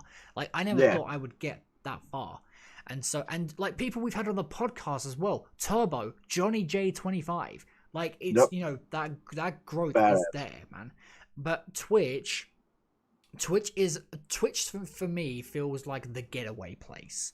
Like YouTube, I have so much content going out on YouTube. I have the streams, I have the podcast, I have Zombies Jeopardy, I have the reaction videos. Like relax and just genuinely play. But Twitch, I feel like I can go over there. I can have a nice chill stream. I can, properly engage with my chat, and like we do Friday night games where I play like all these different games, which is really wonderful. Yeah, YouTube is just straight business in the front, and Twitch is party in the back, just about. Yeah. Well, it's kind of like that, but you actually do get money from Twitch, so like you'd think it'd be more Twitch business and then YouTube pleasure, but it definitely feels like the opposite way to that, 100%. Yeah, for sure. And that's like YouTube's like your money. What? Yeah, like what's that? And that's the thing about like Mixer. When you were like a partnered streamer on Mixer, people took it like beyond professional. And then I see partnered streamers on Twitch that are just like straight, just lounging it up, just not taking it as professional as I seen people on Mixer. Like people on Mixer, like that was their life. They devoted like their life into their stream on Mixer, and like it just blows my mind. Like for example, my buddy Falazide, he had 25,000 follows on Mixer, and he was for like so professional it blew my mind. And now that he's on Twitch, like he's not as professional as he used to be, and he still has like around the same amount of follows too on Twitch. And it just I feel like people were more professional on Mixer compared to Twitch. And like I don't know if you know him, Cyborg Baron. He had 120,000 plus. I played custom zombies with him a few times. He's an amazing guy. He had over 120,000, was amazingly professional on Mixer, and now he has about 30,000, almost 30,000 on Twitch, and he doesn't really take it as seriously as he used to. I mean, that's a huge like difference, but still, like I don't know, around that fan base, I think you would definitely be more professional than what it is. I don't know. That's just from what I've seen, I just think people were more professional on Mixer compared to Twitch. Like Twitch, you can just relax and post up and not be as serious. You know what I mean? Yeah. Yeah. Twitch is more like a relax and have fun. Yeah, exactly. Like people definitely for sure took it serious on Mixer, which I don't blame him. Mixer was like, I totally would take it serious, trying to, you know, promote it here and there to other people, because like Mixer wasn't that big. I wish it was, but it really truly wasn't. Like they would probably max out at like 50,000 views throughout all games throughout the day, and that's really low, but still some people could average like over 100 views, and that's a lot. That's really a lot, you know. So and like I think once people like would have those type of views, especially on Mixer, they think like it's a lot, like, yo, let me be professional now, since like I'm getting an audience. But since it's like on Twitch, since there's so many more people, like to some people 100 people really isn't a lot, and they can still just lounge back and have fun, be casual, and not as serious. Yep. No, But of course. yeah, that's just from what I've seen, you know, just from personal experience on Mixer, kind of switching over to Twitch. And I'm not like dissing people on Twitch at all. Like you can be more casual and laid back, but like Mixer, like people were super serious. Like Magna knows, like people were pretty serious on Mixer, you know. But like people are definitely serious on Twitch. But I don't know, man. You just had to be on Mixer, I guess, you know. Yeah. Yeah. Yeah, it's a total difference going from Yeah. Mixer. Oh to yeah, for Twitch. sure. But yeah, Magna, I don't know if you were here just a few minutes ago. We were just talking about the transition over, man. Yeah, I mean, yeah, like you said before I left, like it has been very tough, like going Yeah. from Mixer to Twitch. Mhm. It really has been, but I've enjoyed it. I really have. It's just like Yeah, we're starting fresh, man. Like it's just, don't forget where you come from. You know what I mean? Like, but once like, cause like on Mixer, like I definitely did get some decent views, but now that like since I had to restart, it just totally hit me like, yo, do not forget like where you come from, dude. Cause like starting over, it does suck, but like it makes you more humble, dude, for sure. Like 100. yeah. That's what I told Jack and Spike on the podcast before. But like, I'll always thank Mixer for giving me the launch into streaming, because it was very like Spike said before, it's very palatable to get yourself into streaming, and even like I did, and within 10 months getting like 300 followers is like nothing I ever imagined. I Yeah, never imagined even getting 50 or 100, and then dude, exactly, man. Seriously. so I really thank Mixer for that. I mean, now I have like 95 followers, but I don't stream as much on Twitch. It's just lately it's been kind of crazy. I haven't Yeah, really I know. I was gonna consistent actually bring that schedule. up. I haven't seen you go live as much on Twitch as you did on Mixer. I don't know what it's been like ever since I hit getting on Twitch and it got the PC. Like I just got so terribly busy. Everything got really Hey, chaotic dude, and hectic. it's life, man. It's life. It Yeah, happens. it But sucks. But I yeah. think that's why people took it more serious on Mixer, because it was their first streaming platform that they started streaming on. You know what I mean? Yeah. And Twitch, like That's true. obviously, it was like probably the people's first time on Twitch, but Twitch has been around for like 11 years. You know what I mean? 10, 11 years. And for new streamers that just started on Mixer, because Mixer's new as well, like you can stream right from your Xbox, and people would take it serious. You know, because like they've never had that before, and I don't know, like I think it's pretty sick that like Mixer sold out, but it's just a good experience for everybody, you know. Just humble yourself and freaking gotta start over somewhere, and just freaking just enjoy it. Just enjoy let the good times roll, you know. Yeah. Okay. That's awesome. That was really interesting to know, actually. Okay, let's get into topic time. So we've actually got quite a few today. So Sam asks, how do you feel that Activision won't be offering free upgrades for the next generation of consoles? Not surprised. Yeah, and I think that's kind of stupid. They're just trying to get money. That's freaking some BS. Yep, completely agree. Yep. I think it is. I think it is. It is stupid. I mean, they are totally capable of, you know, giving us a free upgrade, you know. Like, yes, it takes money to make the game. We totally understand that, but for some people that don't have money like that, like freaking, for example, my friend, throughout high school, he literally lived in a car with his mom, you know what I'm saying? So some people don't have the royalties of paying that extra freaking $30, dude, and it's ridiculous. No. It's actually ridiculous. So Yeah. I mean, for some people that are like diehard fans that just instantly get the Ultimate Edition, I feel like they should be more grateful for it, but still that they're not upgrading. That's just 100% like BS, man. And the company is totally capable of doing it. They just want that extra coin, you know. So, but not surprised. Like Spike said, not surprised whatsoever. No, I'm not surprised either. It's just typical Activision at this point. Yeah, Yeah. for sure, typical. Also from Sam, how do you feel with Cold War being a direct sequel to Black Ops 1? I think it is probably the smartest decision they could have made. Yep. Black Ops 1 and 2 were the campaigns were like so mind-boggling dope. I freaking loved it, man. Cuz I had to replay Black Ops 1 when I first played it cuz I didn't understand the campaign cuz it was that interesting and freaking like mind-boggling, you know? Like freaking Victor Reznov wasn't even a real person. He was all in your mind. Yep. What? Yeah, That was that was deep. dope. It was That was that dope. that That deep. was freaking dope. That was awesome. So I think, yeah. No, seriously. And then they twisted it into Black Ops 2 as well. That was freaking sick. Like I love Black Ops 1 and 2 campaigns like together. Black Ops 1 obviously takes the cake, but Black Ops 2 was still good though. yeah, for the fact that like Cold War is going to intertwine with Black Ops 1, just like I feel like it's just going to be as mind-boggling and chaotic as Black Ops 1. It's going to be super sick and I'm very interested in playing it. Yep, I agree. Leto asks, do you think that AATs were balanced in BO3, or do you think they can be done better?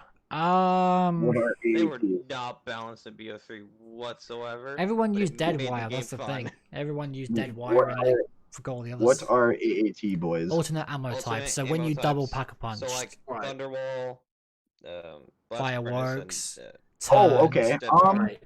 Yep. So what was the question now? So it was, if they do you were think balanced do in you think they were BO3. balanced, or could they have been done better?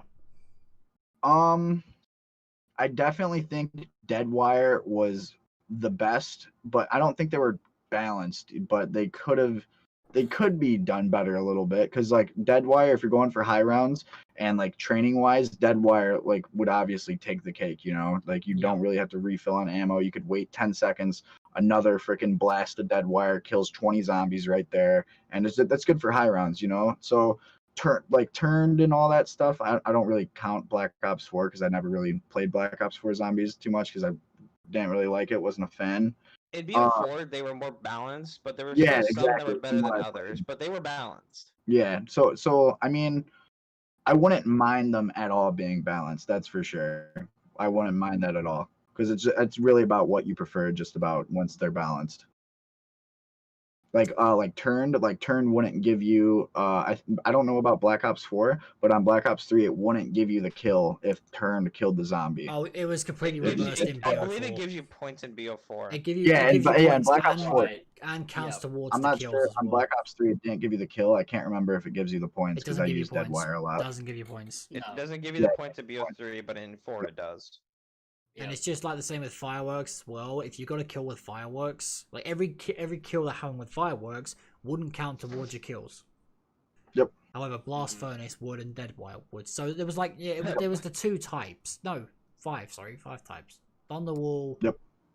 I don't know if Thunderwall actually counted towards the kills or not. Yeah, if they It were might have.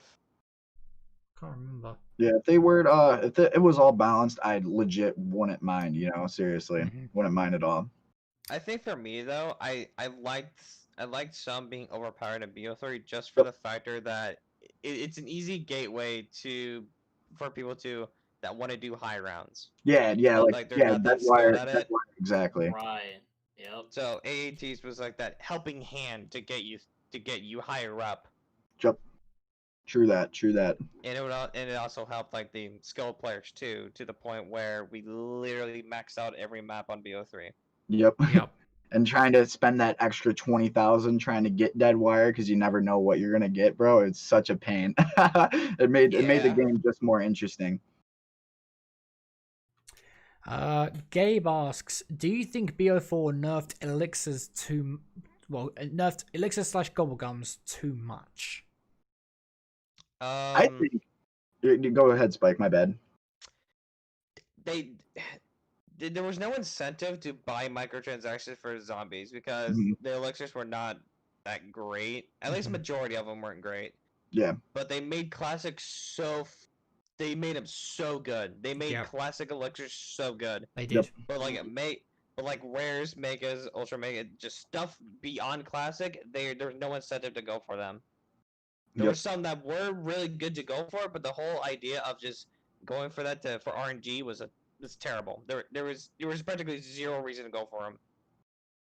Uh-oh, Magna's shaking his head. What's up, Magna? What's on your mind? Dude, BO3, you went from using Perkaholic like a madman to BO4 never using it. Even Never. If you had it. Yep, and that's like out of my time playing Black Ops 4, not once did I use Perkaholic. And like I think using the elixirs that you could be anywhere and just drink it on command, I thought that was extremely OP because like having to go to the gobblegum machine and trying to avoid all the zombies during the middle of a round that just took away there's a rush there. It's awesome, you know what I'm saying? Trying to hurry up and get your gobblegum before the round started. Yeah. And then compared to just drinking your elixir on site, I thought that was so much like easier, but like just took the fun out of the game at the same time, if you know what I mean. But I still thought it was cool at the same time. Like, yes, it's cool that you can drink it wherever you're at, but having that little rush feeling trying to get your gobblegum before the round and stuff, before you get straight mauled by a freaking zombies, before you get in your training spot, like, I don't know. Like, I think they're both pretty cool, but definitely the elixirs were really different compared to gobblegums. Like, the classics, like Spike said, like, super good classics. Really, really good. Well, just quickly what you were saying about Perkaholic, like you made the point of everyone uses Perkaholic in BO3, but no one uses it in BO4. And the reason why I think that is because with the BO3 Perkaholic, you find every reason to use like every single perk serves its purpose in that Perkaholic, right? Mhm. When you come to BO4, the only perks that serve their purpose are the perks that are in your pack. Like the four god statues or perk machines. And that's why people don't bother adding those additional perks, because they find literally no use for them. They're there just to be there. They're there just to be extras. They don't feel like a complete set. They feel like, you know, parts of they feel like, you know, a separate part of an actual set, basically. And that's kind of the way I've always seen that, because I'm the same. I use Perkaholic all the time in BO3, BO4. I've used it like the past couple of times just for like, literally for just shits and gigs. Not because I need all my perks, just for shits and gigs, right? When it comes to BO3, I use it all the bloody time. So, I still think for the Ether maps, they should have kept the gobblegums, but for Chaos maps, elixirs. Because it made more sense. Yeah, that would be pretty cool. Yeah, and that's definitely what they should have done, 100%. That would have been very cool, actually. There was one thing I was really hoping for BO4, if they kept the gobblegums, where it would transfer the gobblegums you had from BO3 to BO4. Like, you would still keep them. So, like, if you had 255 Perkaholics in BO3, you had 255 in BO4. Mm-hmm. Oh, man, that would be so OP. That would have been nice. I mean, that would have been... especially the way they would have transferred them. So, yeah, I can see that. Okay, bit of a long-winded one, actually, from Leto. How do you think Treyarch should implement rewards in their new game? For example, what do you get for doing an Easter egg? How do you earn dark matter in Zombies? Also, what do you think would be satisfying rewards to get to certain rounds, like round 50 or something like that? How should rewards be balanced for high round games, because we can't just leave them out? So his main thing is basically focusing on rewards. And so I think that's a good question. It's a very good question. Rewards, they can definitely be better. I seriously think for sure, for a player to reach round 50 for the first time in every single map, they should be given like an exclusive custom outfit or something like that. Yeah. Dark matter, the challenges need to be a bit better. Like the headshots were stupidly ridiculous. I think they just needed to scrap the headshots and just have like the main, like, you know, kill 50 Blightfires or something like that. You know, those kinds of challenges. Those kinds of challenges. 4,000 zombies in one game or something like that. Something hard, but like for high round players such as myself, that's not too hard. You know what I mean? 4,000 kills, like that's pretty easy. You know, at the same time, it's not for like beginners, but definitely reward people better for sure. Like for sure. They need to. especially for the high round guys. Like, I think that was definitely their main focus with Classified as well. They wanted to reward the high round players with a cutscene.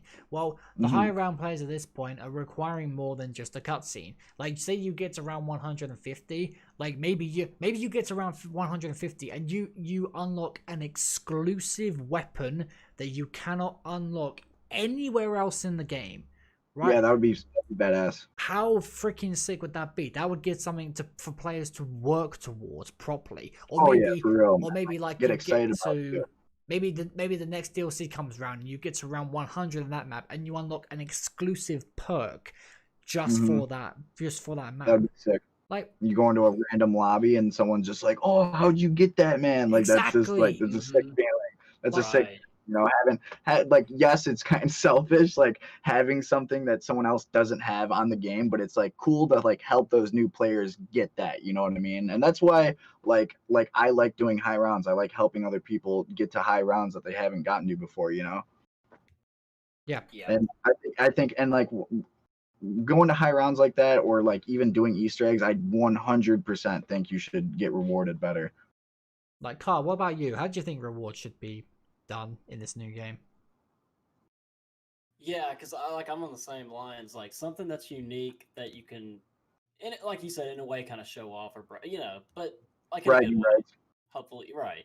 I would think even like beating an Easter egg, maybe like to kind of like boost your want to use the microtransaction. I mean, obviously, don't make it so OP. Don't give us a ton of whatever the whatever it is, Divinium, Plasma, whatever. Yep. If they do that, like I'm sure they will.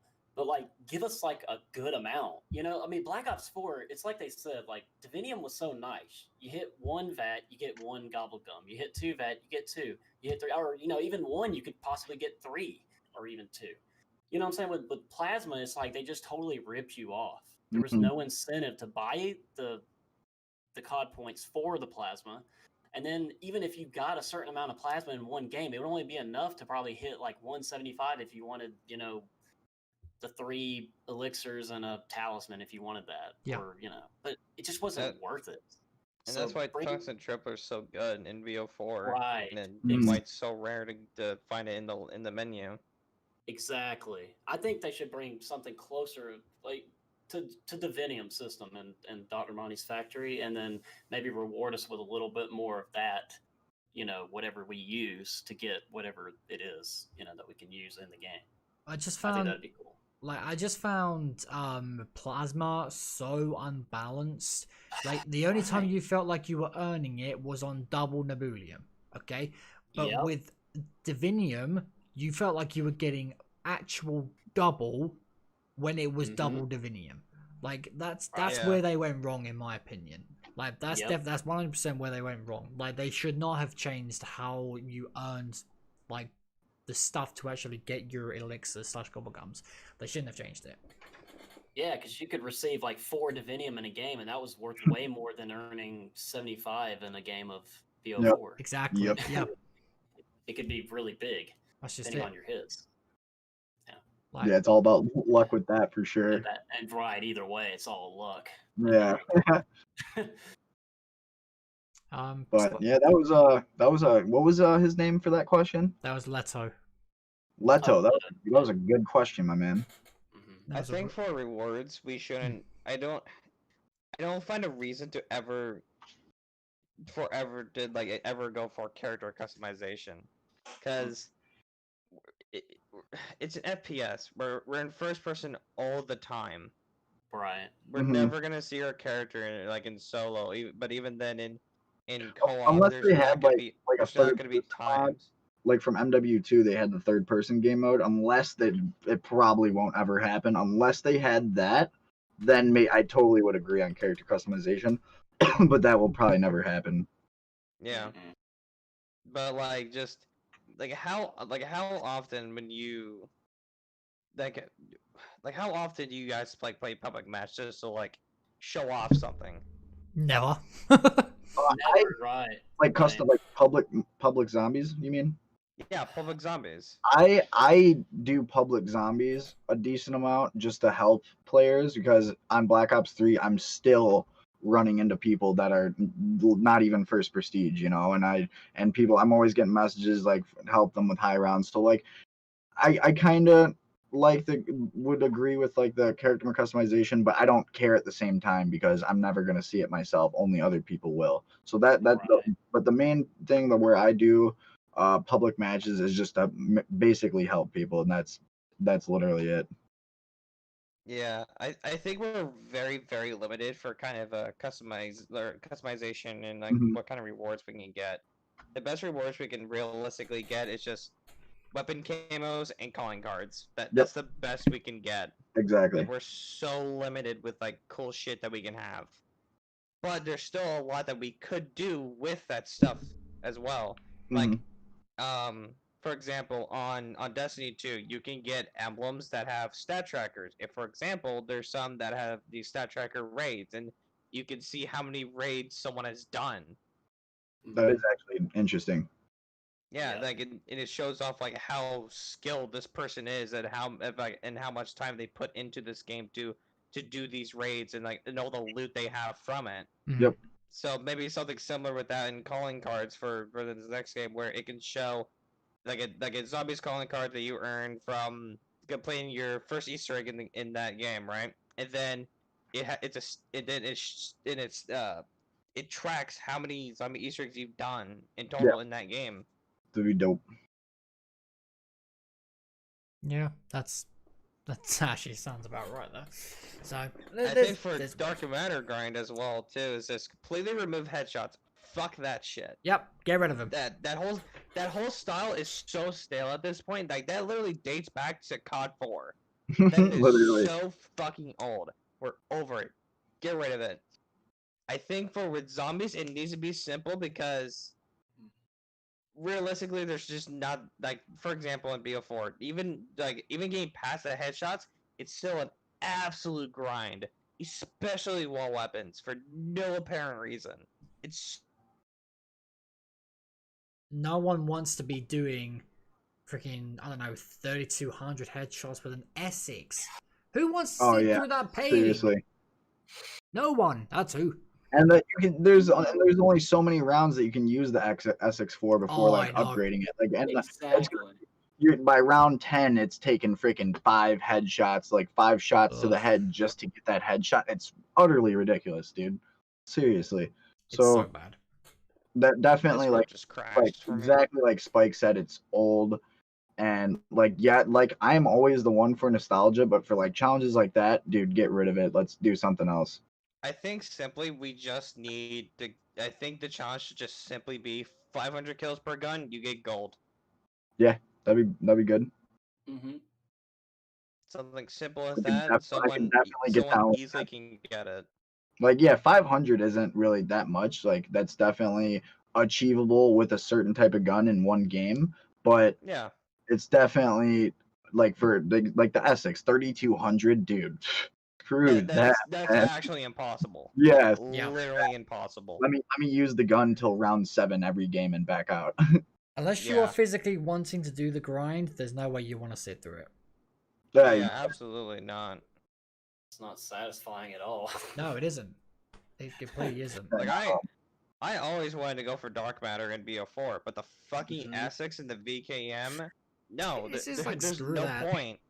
Those weapons are so utterly terrible. No. Yeah, bro, I didn't even play Black Ops that much, and I already know that Essex is garbage. Yeah. Oh man. Okay. Headache. All right, guys. Cool if you're a cowboy. That is going to wrap up this episode of the ZombSquad Podcast. I really hope you all enjoyed. Thank you to everyone for coming out. This has been an absolutely wonderful discussion with these guys. Thank you once again to my co-hosts, Kyle and Spike. I can't do this show without you. And a massive thank you to Glockzz for coming on as well, my dude. Dude, awesome freaking time I have had here, man. Huge shout out to you and Magna for having me, and Spike as well. I actually didn't know you were the co-host, Spike. Hell yeah, man. Nice meeting you as well, brother. But yeah, I'm super glad I met Magna to like introduce me to like some cool, amazing zombie people, man, for real. Cause dude, on Mixer, the zombie community wasn't really there, but like people like Magna the mixer community for zombies awesome, and like Hero X Golden too, man. Yep. Seriously glad I got to meet you guys, for real. Thank you so much for having me. Yep. Anytime. No, you're For real. welcome. You're welcome, dude. Really glad you had a great time. And just a quick announcement before we end the show here. There is going to be no episode of ZombSquad next week. However, the week after, we will be back for the first official date for our Sunday time slot. Again, 6:30 p.m. British Standard Time, where we're going to be joined by an old friend of mine and Kyle's, Near Die. I'm really excited to have him on. And potentially, if he can make it as well, Take Out Mars will be joining us as well as a normal guest rather than the host of ZombSquad Jeopardy. So that'll be a really interesting conversation. And then the week after that is when the, well, let's just say that we're going to have a couple of guests on that we are extremely excited to have. Carl and Spike know about one of them, but they don't know about the other one. The other one is the big one. So, yeah, I guess we'll see you guys then. But well, it is gonna be fun. It's gonna be a lot of fun. But again, guys, thank you for joining us on this episode of ZombSquad. Take care, and we'll see you in the next one.